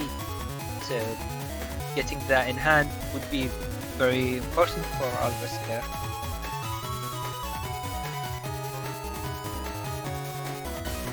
And actually, looking at it now, for the question you asked earlier of why Alrysc didn't run Barrier 200 in K code, and he said in chat that he had no idea it came in that code. So I guess that's something. And yeah, so there's the problem with Ooh, nice dodge though. Okay, and look, he'll probably have to use this kernel SP to break the life aura. Yeah, and then go for the. Oh, he's going for a humor proc on the element man. Okay. Okay, yeah. We'll see if this is kind of a risky play if humor doesn't decide to work out. Yeah. So thankfully, I don't think. Actually, did HonorNite already use bug fix? Looks like he did because of the custom HP bug stuff ticking down. Yeah, he has totem, so. Oh, so this position, that's actually a very interesting decision that we'll see HonorNite make. If HonorNite doesn't have a wind drag or any way to deal with that life aura, so the decision would be if... The wind drag got blocked by the ice cube. Oh, wow. Oh, wow, that's actually amazing. Very nice. Oh, but Alrysc lost his element man. So now he's just gonna have to throw away this erase. Well, but now you see, now it's that question I was thinking about earlier is very much relevant. So if HonorNite goes into Tango Cross, then they lose the ability to take in these cubes. So this is actually a very interesting position for both players. Alrysc is wanting to hold on to that erase man to deal with Dust. And yeah, looks like he's just going to go for it now. And HonorNite wanted to stay in Dust. Yeah, if it wasn't that ice cube blocking the wind rack. Oh, and Alrysc here can Ooh, nice, yeah. Oh no. There is that 2x puddle force potentially. Or just this kernel SP on Tengu Cross. I think there is still an anti-damage though. Ooh, yeah. So yeah, I guess Alrysc must have not realized there was that anti-damage, but going for a Q-Force here might have been the better play, especially with this full area. ooh, okay, so Barrier 200 and then anti-damage would have blocked pretty much all of it anyway. So. Not at ×2. That Barrier 200 would have been gone pretty quickly. That's true, yeah. But there is Judgment regaining the area, doing 2x damage as well. Though, I mean, this use of cubes is actually very interesting, because if Alrysc was able to maintain the area, then they would have basically locked away HonorNite from the main win condition, Buster Shot. So that's actually pretty interesting. And now we see the effect of Double Beast doing a lot of damage, and Tango activates though. Nice. I actually forgot about the Tango. That's why Tango is good, because sometimes you just forget about it. It's like, oh yeah, like they're done, I'm about to win, and then suddenly they get 300 HP and a barrier 100. Oh, and actually I don't think HonorNite had time to deal with that barrier 100, so HonorNite will probably want to stay in Tomahawk, Wintegral crosshair. But that could be setting up for that Q-Force on the anti-damage. So let's see if that does go through. Ooh, looks like that will go through. HonorNite is trapped again. Oh no, that might actually be game there with the bugs, yeah. Oh wow. Yeah, Aqua Body sucks, by the way. It's the worst one out of the 4. Yeah, so Wood Body is also very much rough in that you can very easily set up these grass panels and Plasma SP. Even Elements Man with a 2x can be massive damage, but unfortunately Aqua Body ends up being pretty much the worst one. Takes damage from everything that, well, a lot of things that pierce invis anyway, and then yeah. We haven't seen any Scarecrow builds today, but Scarecrow's also it's just no one happened to run it this time, but Scarecrow's pretty strong. Yeah, you can say it's pretty scary.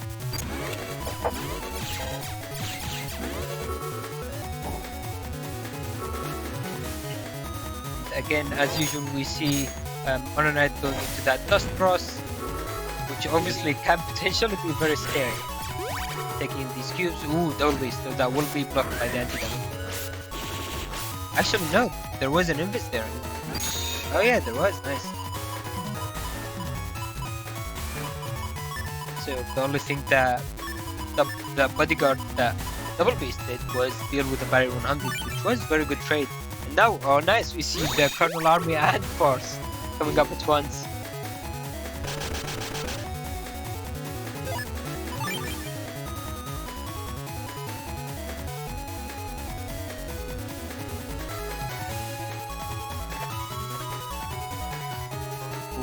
Now, so we saw Rush activating, so that's actually one of the interesting ways of dealing with Rush. So normally the way Rush works is that when it activates, it takes one invis from the opponent if it's used outside of a time freeze chain I mean, and paralyzes them. Obviously, some of the ways blocking it is having stats guard, so Tomahawk Cross, or being in a barrier, that also blocks it. But this is another one of the creative ways with using using full cast and then mashing that Rush, which will allow you to go into the next turn, which potentially lets you cross cancel. That being said, Rush is pretty common in mod cards, because not only can you get it from the Navi cost, you can also get it from Momogra. Although Momogra is one of those cards with the banned invis charge shot, so if you use Momogra, you just need to overwrite that charge shot with something else. Oh, that was actually very close to getting a 2x proc there. That went through, that would have been devastating. Oh no, you see the Colonel Army is just so bad, like, because it takes so long to start up too, so like HonorNite, as we saw there, was able to easily react to the Colonel Army and move to a different row. Like, even if it was instant, it would still be bad, but... Yeah, actually we saw HonorNite there is going to Spout Cross. We didn't get too much of a chance to show it because of the paralysis last time, but that will make the drawback of Cold Bear very, very much bad. Because these ice panels do freeze even if you have Aqua Body, if you're hit by an Aqua attack. So if HonorNite is able to land a charge shot, freezes, then can basically keep the chain going with Buster Shots. Okay, so here's a very interesting thing here. If you TFC a Life Aura on Grab Revenge, you don't get pushed back. I mean, if Grab Revenge gets TFC'd on Life Aura, but HonorNite had the Windrak ready for it. But now Alrysc. Oh no. No, there it goes. Okay, thankfully managed to sneak out of that Prix. Yeah, the thing about these kinds of buster builds is you don't want to be up close to them. They actually want to be up close to you because they could get more shots in that way. So I'm kind of surprised that like in a situation like this, like you want to usually you want to pressure forwards and keep the area, but against this type of buster build, you want to get as far away from it as possible. Yeah, I think HonorNite did the math on it actually, and being point blank against Buster Shock does increase the damage massively. So ideally you want to be as far away as possible, or even just being one panel away will reduce it by quite a bit. Yeah, the craziest is like a base cross or base BX at point blank, because that triple buster hits like 3 times like on the panel straight ahead. So having that and then also buster bug procs is insane. If seeing damages unfortunately will be gone into that judgment. And now HonorNite will probably want to do a charge shot to push away Alrysc. Ooh, the thing. Oh, it gets fucked anyway.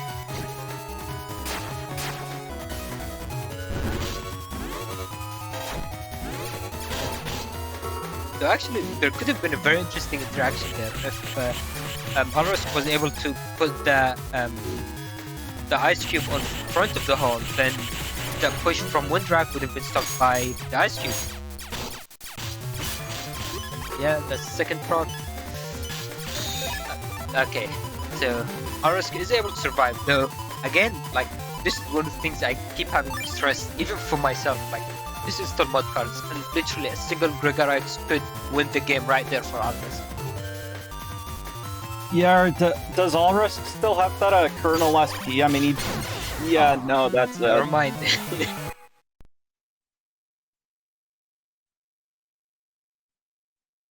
Yeah, so I mean, go ahead. I was just going to say, I mean, looking at it on paper, this is actually a very rough matchup for Alrysc, because basically everything he has gets countered pretty easily. There is that Dust Cross, there is Buster Bug, which is very consistent high damage, and it's basically Farzar version. And not to mention the freeze on that buster. And yeah, I mean, that is basically a nightmare for everything other than Planetman. Yeah, but as we saw in that first round, that 840 damage Erase Man SP was crazy. I do love Cold Bear. Cold Bear is a very fun to play with those ice cube charges. You can like do something like put down a couple of the ice cubes and then go for like a humor Elecman SP or something and just like basically win the game right there. Yeah, it's definitely very much reliant on being able to get that main win condition and basically capitalize on as much damage as you can. Yeah, there's way too many things that check Cold Bear though, unfortunately, like Scarecrow. Because the thing about ice cubes is they actually are aqua element. Yeah. So even though they have 200 HP, any elect attack which does 100 damage will be enough to break them. Oh, It's wow. actually pretty interesting because that's like the really the only object that has a element. Yeah, I don't think I actually realized that's how that worked. So that's No, so like so like against Scarecrow, for example, like a single one of those Doll Thunder charges will destroy an ice cube. oh, nice.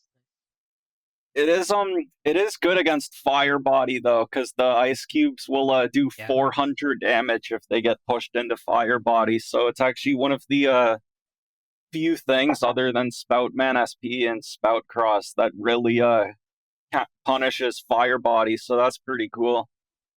But I think we can head into the setups for our next match. And before we do, just quickly looking at Twitch chat, there is a question from Astro8V asking, couldn't they have cross cancelled there?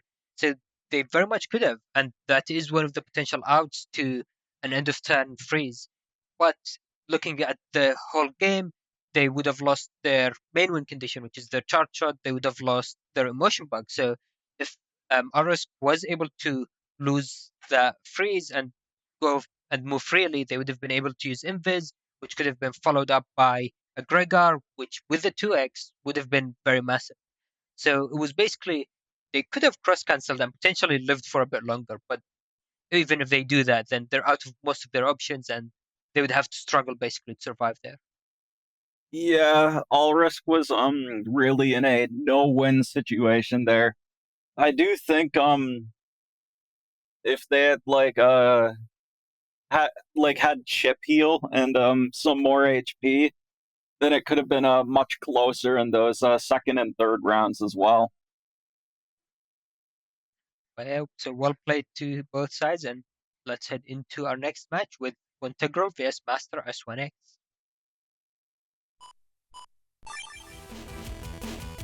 Alright, so looking at the setups, I believe we've seen both of them play, so we have a general idea of how both of the builds want to go and their main win conditions.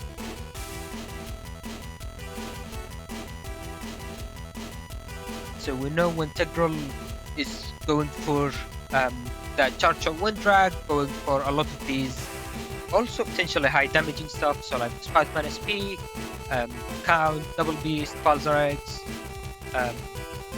and these for area grabs, whereas Master S1X is also running for area grabs. So I think that's one thing we haven't really seen so far. It's most of these matches have been either one side's playing all the grabs and the other side none, or a combination of these two.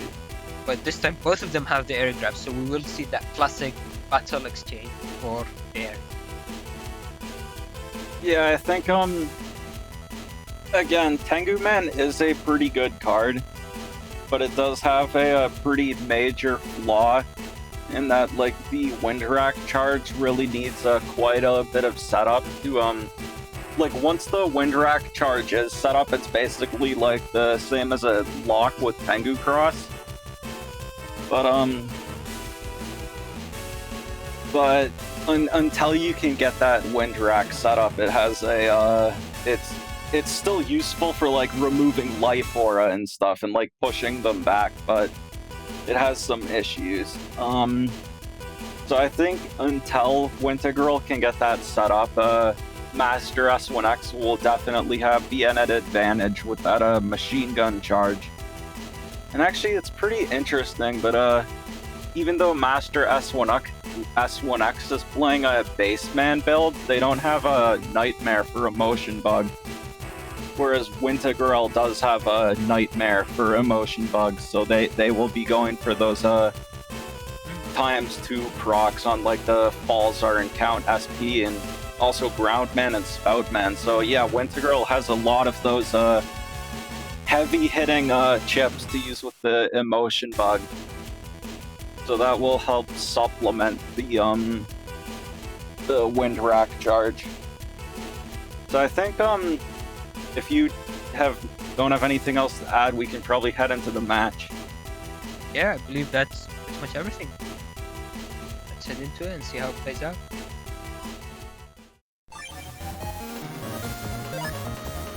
Oh, and we do see that that Wintegral is playing with that music patch, which I believe this is the first time we see someone's using. Oh yeah, so this is on the Japanese version of the game. So most players here, we obviously most of us don't understand Japanese, so we use a translation patch. But as we can see here, Wintegral is actually playing in Japanese, and they're using the music patch instead on Balzar version. Love that BN5 theme.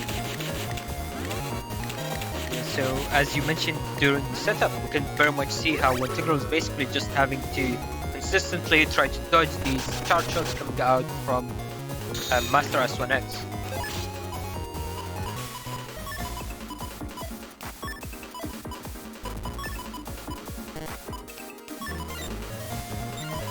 do see bug fix. So this is actually going to be an interesting decision. Yeah, it looks like Wintegral decides against using bug fix, which you might think is counterintuitive, but the main idea behind it is that we do see the emotion bug, so there is a chance for an occasional 2x. Okay, Wintegral I think is I think Wintegral's not outside. Cause the Gundal Soul and Gundal Soul EX, if you're the way it works, and it is pretty silly that they have this mechanic just for Gundal Soul. But in the game you can either be indoors or outdoors.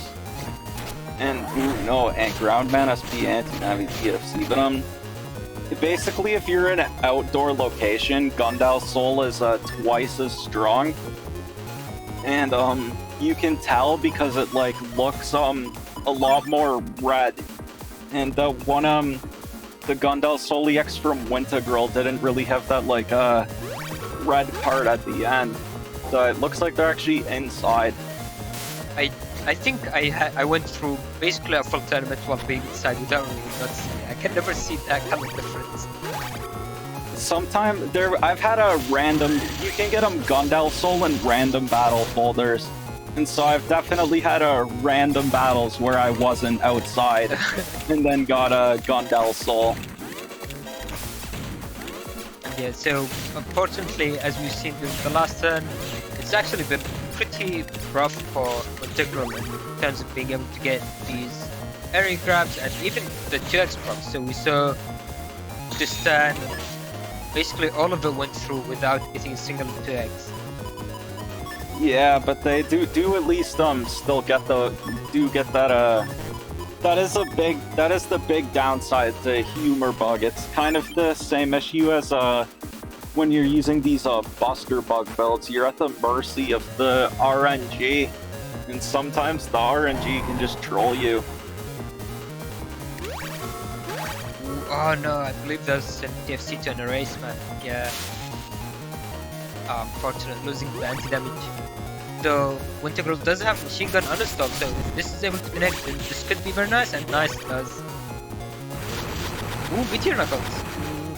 Okay, I think that was 3 hits. Okay, so about average, or maybe very slightly above average. Yeah, but now Wintegral is having to basically eat these buster shots, because if Wintegral steps back, then that will give potential for the area to come back, and still no area grab. Oof. At this point, I might be considering going into Dust if I was Wintegral. That's how bad it's looking. Well, because you can go into Dust and then go into Tengu after and basically do the same thing. Yeah, exactly. Master S1X though only has attack 3, I think, so these falls or buster shots aren't actually doing as much damage as they could be. So it's not the worst thing to just take them. Ooh, but now recovery is dropped, and the Holy Panel as well, which is going to make it much more difficult for Wintegral to try to landing consistent damage. So, yeah, but it looks like Master S1X has no way of removing Wintegral's life aura here. Ooh, and Wintegral doesn't manage to get the in this situation, I basically just view slow gauge as a recover 40 whip, which isn't great obviously, but it's better than nothing. Yeah, I mean it has literally no benefit, no drawback, only a benefit, so why not? Yeah, because it's not like chip heal procs like anti-recovery or anything. Ooh, okay, so this is actually very interesting. There was discussion. Yeah, there it goes.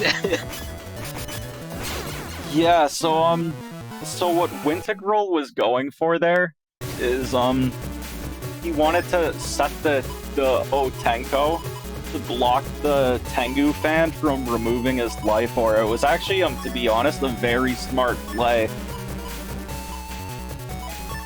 But then turns out... Go ahead. Yeah, so we found out that Otenko doesn't block it, and in fact, a number of other... Basically, think about it as if you can hit your own object, then it blocks it. If you can't, then it wouldn't block it. So things like fanfare, your Otenko or like fan box stuff like that wouldn't. It's basically allied objects versus more neutral objects. So anything like fanfare or a wind box, or as we saw there, Otenko doesn't have a collision. That kind of collision to block the Tengu fan. And so that it removed Wintegral's life aura and then into the Super Vulcan. Yeah, so that's actually during the previous turn there was one thing we didn't really touch on before, which was the anti-magic. I believe that was the first time I actually see it being used properly, which basically allowed Master S1X to block Grandman SP and I think a Windrak as well. So that was very nice for them. What about in your match versus Nonstopmop? Don't they also have anti-magic? Yeah, I think they used it a few times, but they were unstoppable. Unfortunately, missing with the static wheel there, but I mean, hit with both the static and the air spin separately, so it's not like it was a complete miss. Just didn't get the static wheel combo to work. Now, I think going for the Recover 300s here might have been the play. Yeah, so I think like if you're Wintegral, then the game plan would be, at least for me, is to try to go through as much of my folder as possible and take your recoveries both like a midpoint. So you've lost quite a bit of HP by now, so the recoveries would come into effect, but it's also using 2 chips, which moves through your hand a bit longer. And it's also basically just, you know, making sure like you don't die. Like if Master S1X has their Balzer Giga this turn, it basically is like live to fight another day. And okay, finally they get the Ooh, that's actually quite a bit of damage. I didn't realize you would do that much. No, yeah, the Count's actually a very powerful chip, but the Count does have one big downside, which is with the Blood Rain, he only hits your the opponent's initial 3x3 area. But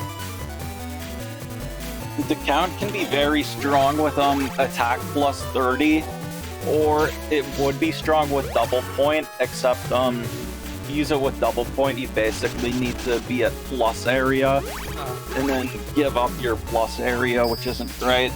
Yeah, otherwise that one kind of just step into your Yeah, exactly. But I mean, it's much better than Circus Man, that's for sure. It's very easy to be much better than Circus Man, to be honest. Well, I was just making the comparison to Circus Man, because Circus Man is like the other big multi-hitting Navi chip in 6. And yeah, Count is a much better like multi-hitting Navi chip.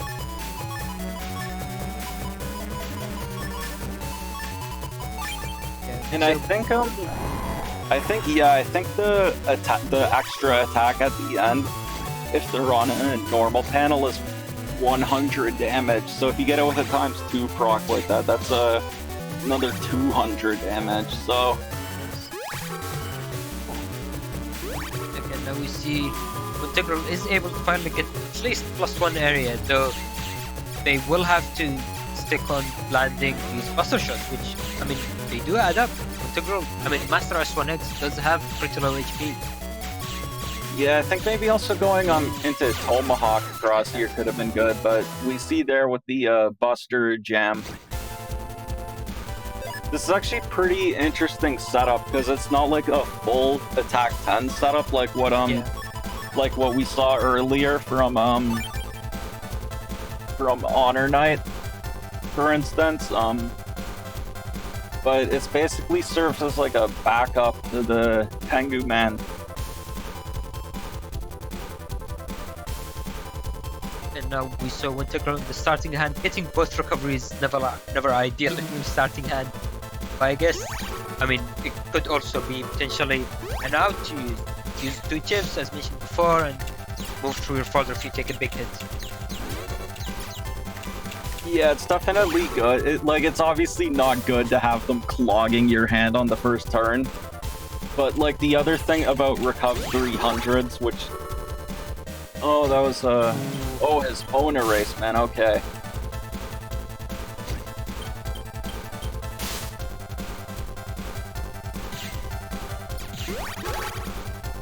Oh, nice. Getting that TFC, so that will get the damage. So on Twitch chat we have A65000 asking, not a lot of Gregor with this format, huh? So actually I would say it's the other way around. I was surprised that this tournament has even slightly more Falza, because Gregor has a lot of very strong options, especially in mod cards. But I think it's more that it happened to be in today's stream that we got more Falza matches, but there is plenty of Gregor builds that have been. Yeah, it is kind of it's just kind of a weird coincidence that we ended up with all these Falzar matches today. Probably on next week's stream there might be more Gregor. Yeah, so what we saw there, Wintegral used the Gandalf HonorNite, which was perfect, but then immediate full cast, and now stepping forward will avoid basically. Yeah, I think I mentioned before the match with Nonstopmop, because that was the main Gregor match we've seen so far. That yeah, Gregor is still as unbalanced as this format is, the two versions are still balanced at least. I mean, I think some people might even argue that Gregor has even more of an edge against Falzar because of that Gregor X. I'd argue no, because of how strong Hub is, and also the fact that G-Code is so good, and because G-Code is insane with the Gundal EX, and G-Code is also great against Gregor crosses. Oh yeah, we also saw Alrysc earlier for Gregor, so we've seen two Gregors so far. But I definitely wouldn't say Gregor is better. I'd say they're pretty even still. Getting that DFC, getting that confirmed damage. And also because Gregor has such a hard time against the Twisty once it's uninstalled. Ooh, that's all. Oh, yeah. Unfortunately, all of that ends up missing. Well, the uninstall static still. Look at this HP drop going down. Look at how fast it's dropping. Yeah, that's actually crazy, even combined with and no bug fix. First two games we had the bug fix very early, but this time it's just not coming up. Yeah, so this is like max level damage bug on poison panels. Holy wow! This almost like imagine if there was a poison pharaoh too. Yeah. Okay, that was anti-Navi. Now we'll just take the judgment, and now we see they have that Falzar. Okay, so what they could do is they could have used the wind rack charge to push them to the back and confirm the Falzar not on the holy panel. Yeah, I think in that position, Wintegral would have ideally wanted to wait, because not only was that on the holy panel, they had the possibility of getting a 2x for free. So that would have negated the holy panel, or ideally maybe even finished the game. Yeah, but they're still up by about 1,000 HP here, so... And could we be seeing a beast out? Oh, that was so close. Wow, what a... That was pretty lucky. That would have been... How much damage was that? I think that might have been game if that actually Yeah, connected. that had an attack plus 30 on it, so that would have been, it would have been close. Wow. But now, now it's gonna be hard for Master S1X to bring this back. Ooh, and the machine gun. Nice. Chip recovery coming in. Yeah, but against this Tengu man, they can remove the barrier 200 for free, pretty much, so... That Beast over Super Vulcan mess was very unlucky. Oh yeah, and speaking of fast HP drain, this is the fastest HP drain we've seen from Master S1X. Literally 1 HP per frame. Oh. I was just going to mention that. Yeah, I'm not sure if that was intentional or not. Sometimes people, it is very funny when people are like, "Yeah, okay, you win. I'll just, but I won't. I'll deny you the satisfaction of finishing me off yourself and just step onto the poison pedal." Yeah, that is certainly one way to end the match. That was pretty funny. Yeah, that was actually a very close match. That really could have gone either way, especially if that last Super Vulcan had connected. Yeah, I mean, as I think HonorNite mentioned, that would have been 1,000 damage. So that actually would have been enough to maybe finish the game there. Uh, yeah, I'm not sure because they did have slightly above 1,000 HP. Okay. Then they also had that crazy Yeah. HP drain, so they would have probably drained down to 1 HP after, and then maybe gotten just finished off by the Beast over with the Feather Buster. So that was definitely one of the funnest matches to watch so Yeah. far. So very well played to both Wintegral and Master S1X. Yeah, well played indeed. And now we will be heading into our final match with playerzero vs Symes. Yeah, I'm not sure. These two might be new players. I'm not sure if I heard of them before. Do you? Yeah, I don't think so. They're both running these Buster attack setups though. But I mean, if we look, the main difference here is that playerzero has way more HP with his setup, and he also has that extra Falzar Giga, whereas Symes just has the hub batch. But what Symes has, which will help in this matchup, is that double push buster will give him an advantage in like the buster trades. Yeah, so I think the way it would work out is that trading busters point blank would end up being better for Symes because of having that drag, which will basically prevent me from trading as efficiently.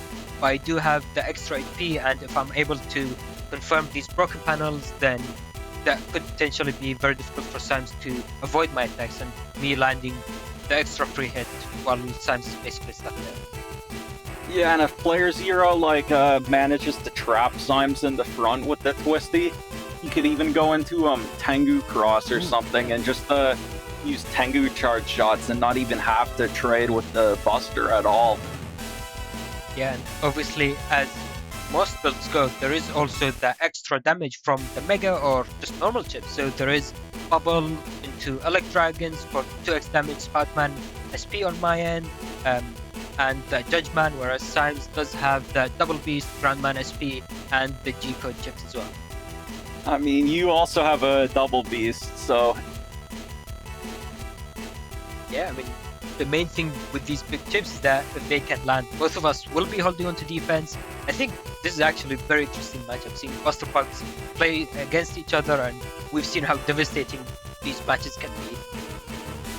Yeah, I mean, the unfortunate reality of it is a lot of RNG, Yeah. so it could be some luck, and I think we know who is known for getting all these crazy meteor knuckle hits and stuff. So we'll see how it goes. But that's just part of this format. That's just one of the many reasons why this format isn't as good, because it's so much more RNG heavy. Alright, and with all of that out of the way, let's head into our final match for today. Good luck, have fun. Yeah, good luck, have fun. Yeah, Okay, so yeah. both players here have this custom HP bug, so...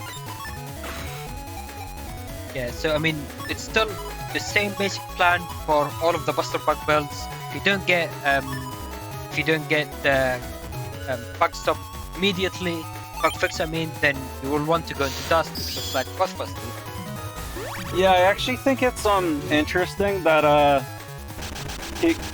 what was your thought process behind not bringing a first barrier? So what if your opponent just goes for that instant erase man? Yeah, I mean, it's actually pretty interesting. So in mod cards there is the extra layer added on where you have to think about the mod cards themselves and the abilities they end up giving you.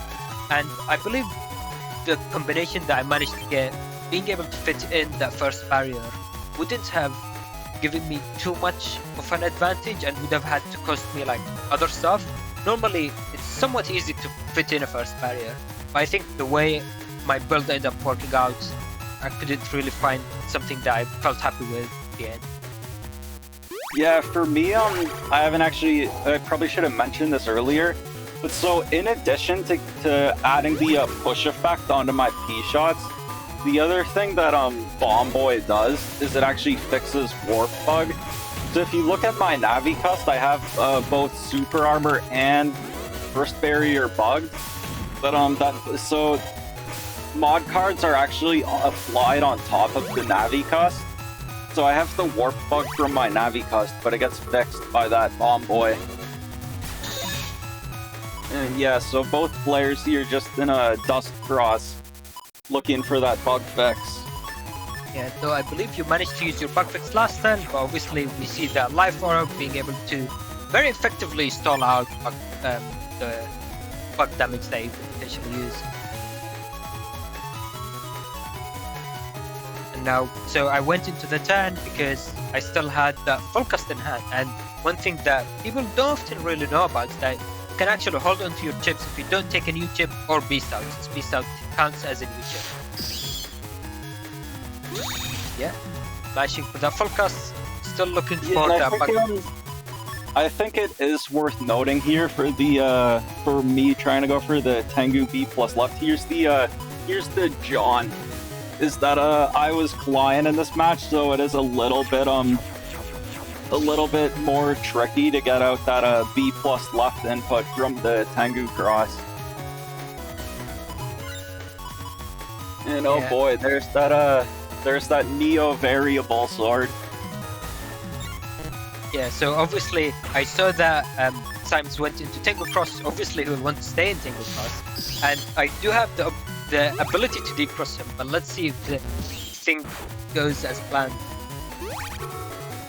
Yeah, see, so what happened here was I knew that you could get the erase man into Neo variable, but I still had my barrier up, and so my barrier basically I was like, oh, I have this barrier up, so I'll definitely be able to get out the B plus left, but then you just have that element man to remove it. And so actually on my end I dust shooted Wintegral, so Wintegral's all the way at the back of my folder right now, so I basically have no way of removing your life aura now. Yeah, so that's one way of dealing with life aura we saw there, and we all know is using 1 chips or the B bag. The other way is taking 200 damage in 1 hit, which is probably the one that people are more familiar with. And the final way, which we might end up seeing in this game depending on how things go, is basically literally waiting it out. Expires after 3000 frames, which ends up being 3 slow gauge stats. So actually for my setup, one thing I was thinking of doing, which I was thinking of using the B Navis, Protoman and Blastman, because that's actually both of them just deal over 200 base damage. Oh, yeah. So obviously, like, this isn't the ideal way to use them, but they can be clutch for like another way to remove life aura. But they're at times out already, but I mean, like, look at the HP difference you got from being able to maintain that full life aura until it times out. That entire time, I wasn't able to do any damage with my own Buster Bug.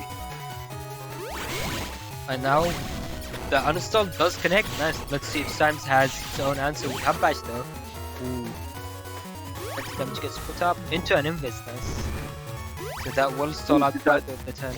That anti-damage actually would have done 400 damage if it connected, because it was ×2, but I actually just realized that now. I hadn't even noticed that at the time.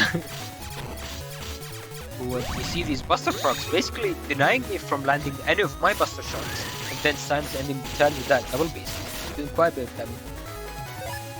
Yeah, but thanks to that full life aura play from earlier, there's still about 1,000 HP difference here, and you still have a Recover in hand. So, oh yeah, one of the things I don't think we've touched on in this matchup is the uninstall. So both sides are playing uninstall pretty much very standard in mod cards and even standard format. But both players are also playing Hub Badge Giga, so we both want to uninstall, but we both don't want the opponent to use Hub Badge. Looks like in this game I decided to use my uninstall first and maybe try to capitalize on that damage as soon as possible before Symes gets his hub. But yeah, so there's also that interesting trade that can happen. Yeah, there goes the Hub Badge from Symes. Oh boy, and there you have the Balzer Giga. Let's see if this lands. Ooh, nice. If that landed, that might have ended up being game or close enough. Yeah, that would have like probably left me with only like 1 HP or something. But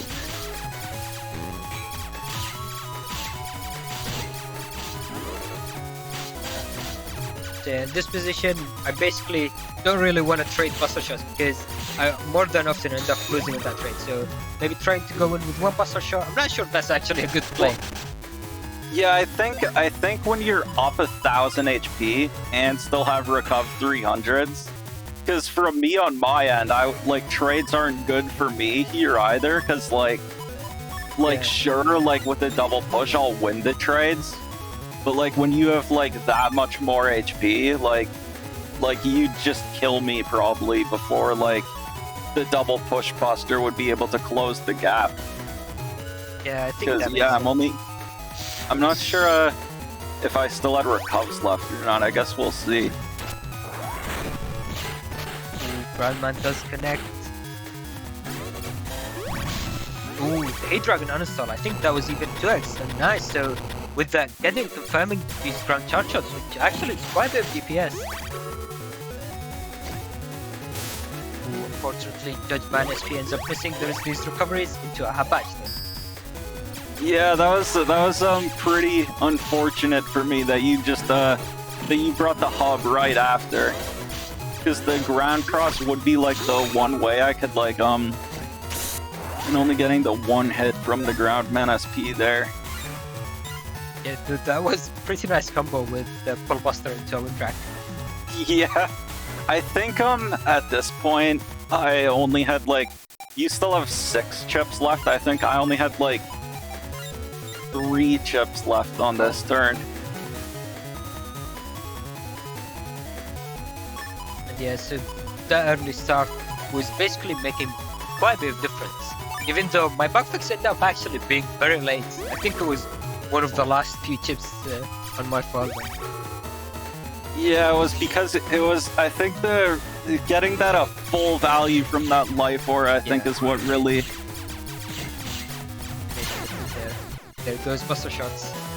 Yeah, I remember I still had my barrier 200 left there, but you had double beast anyways, so it wouldn't have made any difference there at the end, so I didn't even bother using it. Yeah, and now going into game 2, we do see that pretty much ideal start you want to see. The bugfix turn 1 pretty much is perfect. Yeah, I actually think it's kind of interesting that even with the turn 1 bug, because the other thing about your build, which is really nice, is that thanks to the mod cards, I should have actually mentioned this earlier, but so with mine, I only have the 1 Miney and the 1 Buster up, so I only get up to attack 9. You just from the mod cards you have actually start off with the full attack 10, so you don't even need to use any Buster ups or anything. You just have a you don't need to waste, or quote-unquote waste, any of your chips on Buster Up. You can just use it for other things. Yeah. So in that position, that turn 1, I was debating if I should go into Dust Cross or stay as base Mega Man. Obviously, staying as base Mega Man would have given me a chance for the invulnerability motion bug, which could have been very, very nice, especially with turn 1 bug fix. But instead going for Dustman, which gives me the benefit of using Symes full cast, also makes me able to find my other good chips like the Life Aura, the uninstall earlier, stuff like that.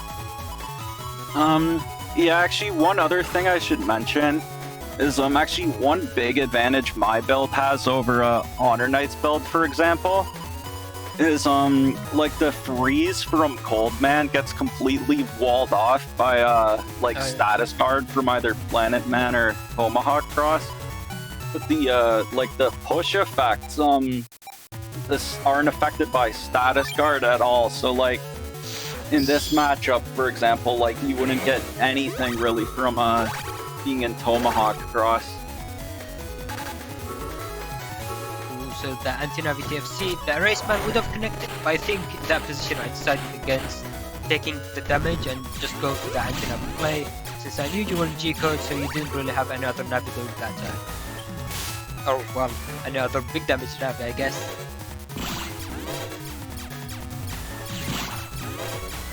Yeah, you still don't have your bug fix, so you are using Spout Charge Shots, which is actually still pretty decent damage, though I do get good number of procs there. I think those few in a row.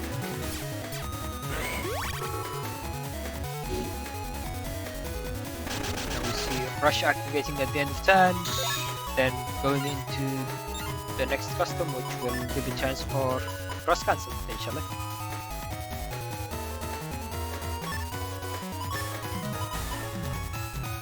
Yeah, and it looks like here you're going for this Life Aura play. I think I wanted to Spout because, yeah, I haven't drawn Bug Fix yet, and I wanted to get you into a basement to just go for the Spout charges. Ooh, nice. That's it into a Bug Fix. Now you're basically able to trade, and we have quite a bit more of an even HP compared to last game at least, so trades are better for you, though I got a few procs. I think you got a few as well now. Yeah, and actually you do have the attack 10 versus me only having attack 9 after using the Buster Up, so you actually do have a slight advantage there, which I mean over the course of the game could add up quite a bit depending on like how many procs we got and stuff. Yeah, I probably should have used the second Buster Up or something to just get that full attack 10. Yeah. Obviously, that was very well timed Tingle Cross from your end, so you were able to deal with the Life Aura on the same turn. I tried to go into the custom before you get the input, maybe hope for the Neo Vari to deal with your Tingle Cross, but obviously you managed to get the input, and now the Life Aura is gone either way.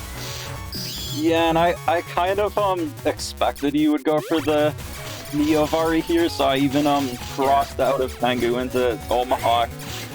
Ooh, and now your Buster procs were basically exploding. You managed to get quite a big lead on HP. I think that was basically a complete reverse there. I was ahead in about 400 HP, but now you have the advantage. Yeah, yeah, that's really showing both just how this matchup is affected by the RNG, and also how much of an advantage the push and pull Buster can be when it goes off, because like that cancels whatever you're doing, so it briefly stops you from being able to trade with me. Ooh, and the recovery coming down as well.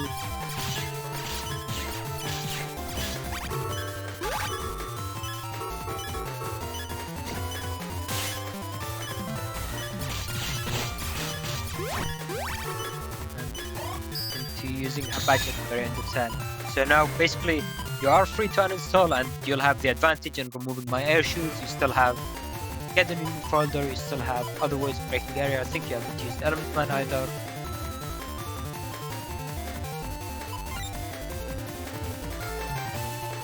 Now I do have uninstall, so this is the coin flip. So if I'm able to land uninstall this turn, and maybe that ground man, maybe try to get in extra buster shots with my double invis. So this could actually be a really good turn for me if I can stall out the damage. Ooh, life aura is coming down, and there it is. So this is actually funny. Yeah, it's this is some karma for what happened in the first round. Yeah, so in case people haven't noticed, I already used Tengu Cross, I used Neo Barry, and Wintegral last turn. So these were all of my outs for life aura. So now I'm back to the same position that Symes was in during the last game, which I have to basically wait out for this life aura to expire. This was a huge misplay on my part. I get on myself. Oh yeah, you were still uninstalled. You didn't use hub yet. Well, it's not even that I was uninstalled. I don't have air shoes to begin with. I only have float shoes. Because the other thing Magtech does what gives me the pull buster. And that also has float shoes. Oh, okay. Yeah, so basically my game plan there is to try to survive for as long as possible and basically use my defense as sparingly as possible while I wait out these 3 turns. Yeah, I mean, I think like the life aura here thing was obviously great for me, but I was already up by so much HP that it almost, like, in some ways didn't even matter. I think so. I mean, looking at the HP, it is 1k difference now. But if I'm able, I still have quite a bit of my damage left in my chips. So I do have my uninstall, like the Elect Dragon, I have Falzar Eggs, and the Double Beast. So all of these can very much add up quickly.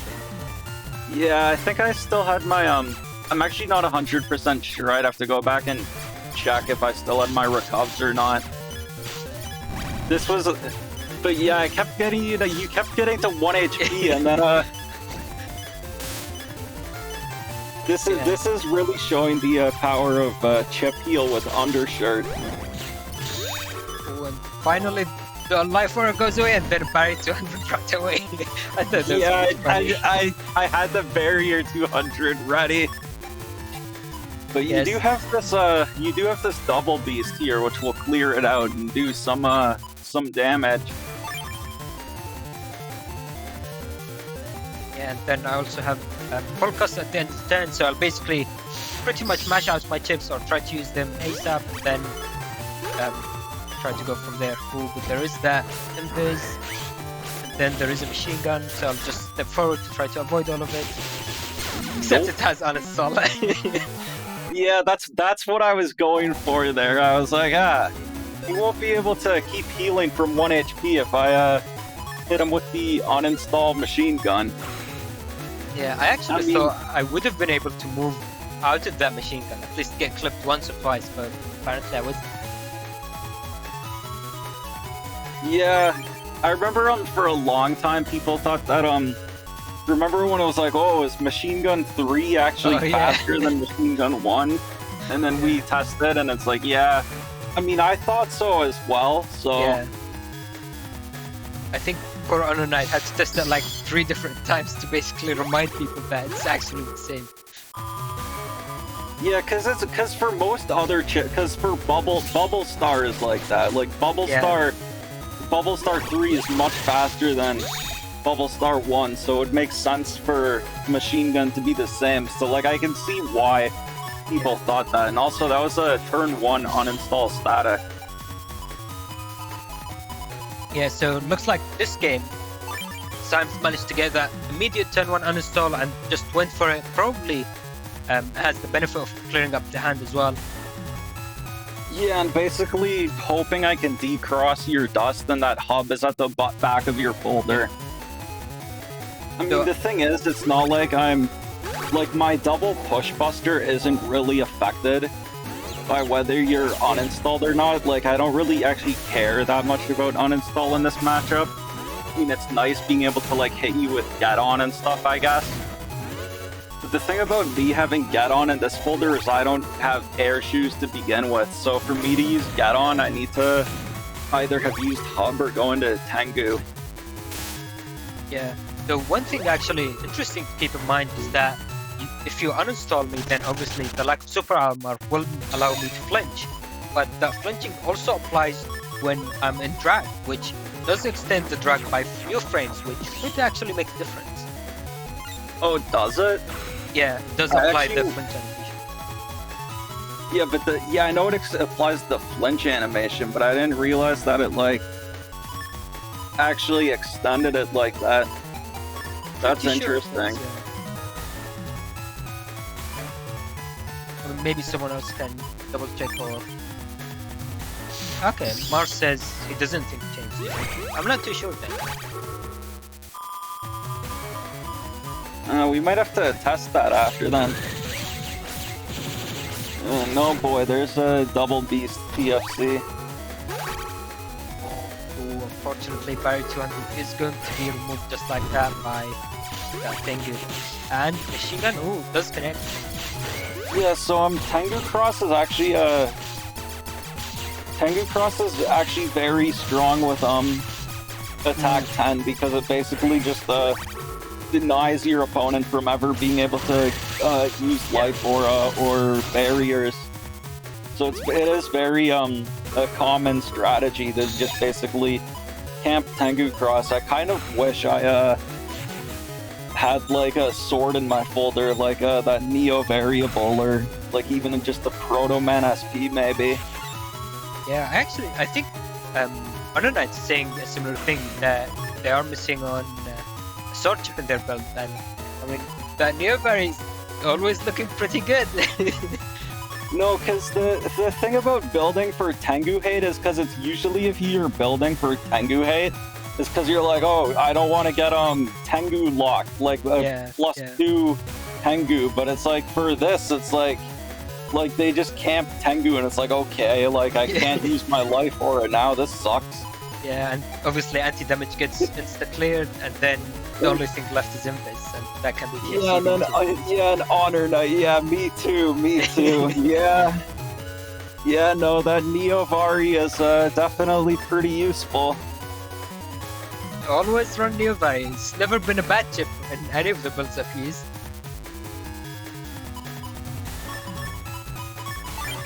Yeah, I mean, it does have a lot of utility, even with just the sonic boom. So, like, even if you can't get the double life sword. Ooh, and the immediate decross with that Heat Dragon 2X, in fact. And then Rush will activate.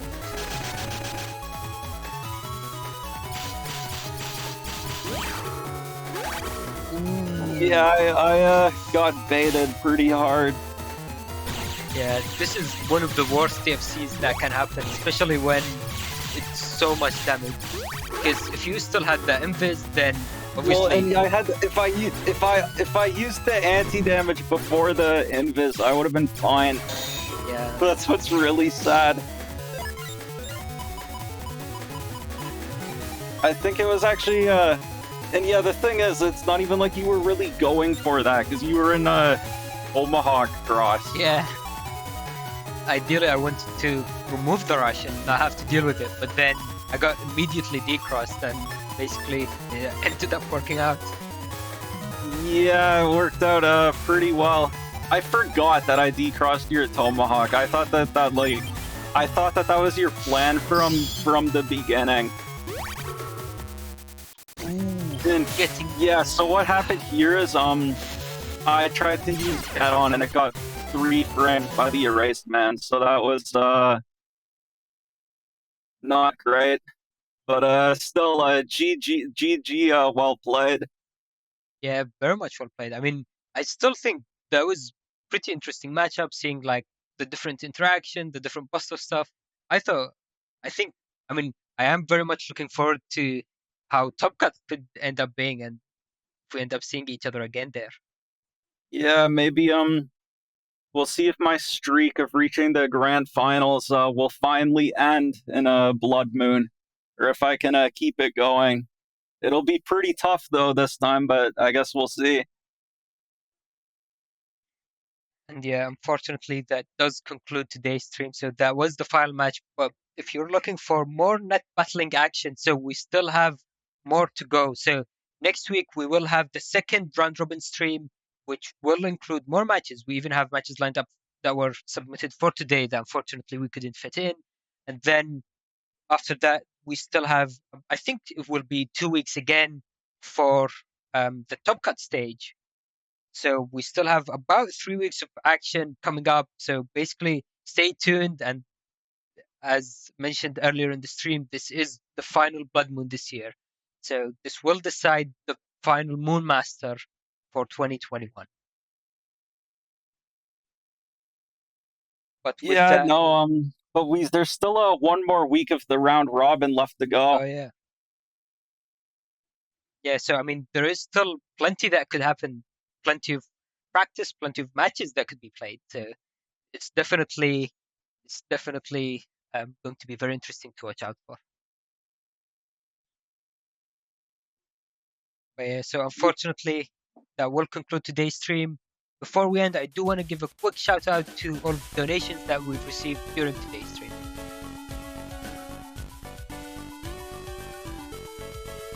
Yeah, so thank you to Thompson Peculier, which I'm probably again saying that very wrong. And then thank you to Zay as well for the $10 donation. So thank you everyone for supporting the stream. Obviously, donations help us by maintaining everything and keeping everything running. And by donating, you can also receive that fancy orange color for the millions roll.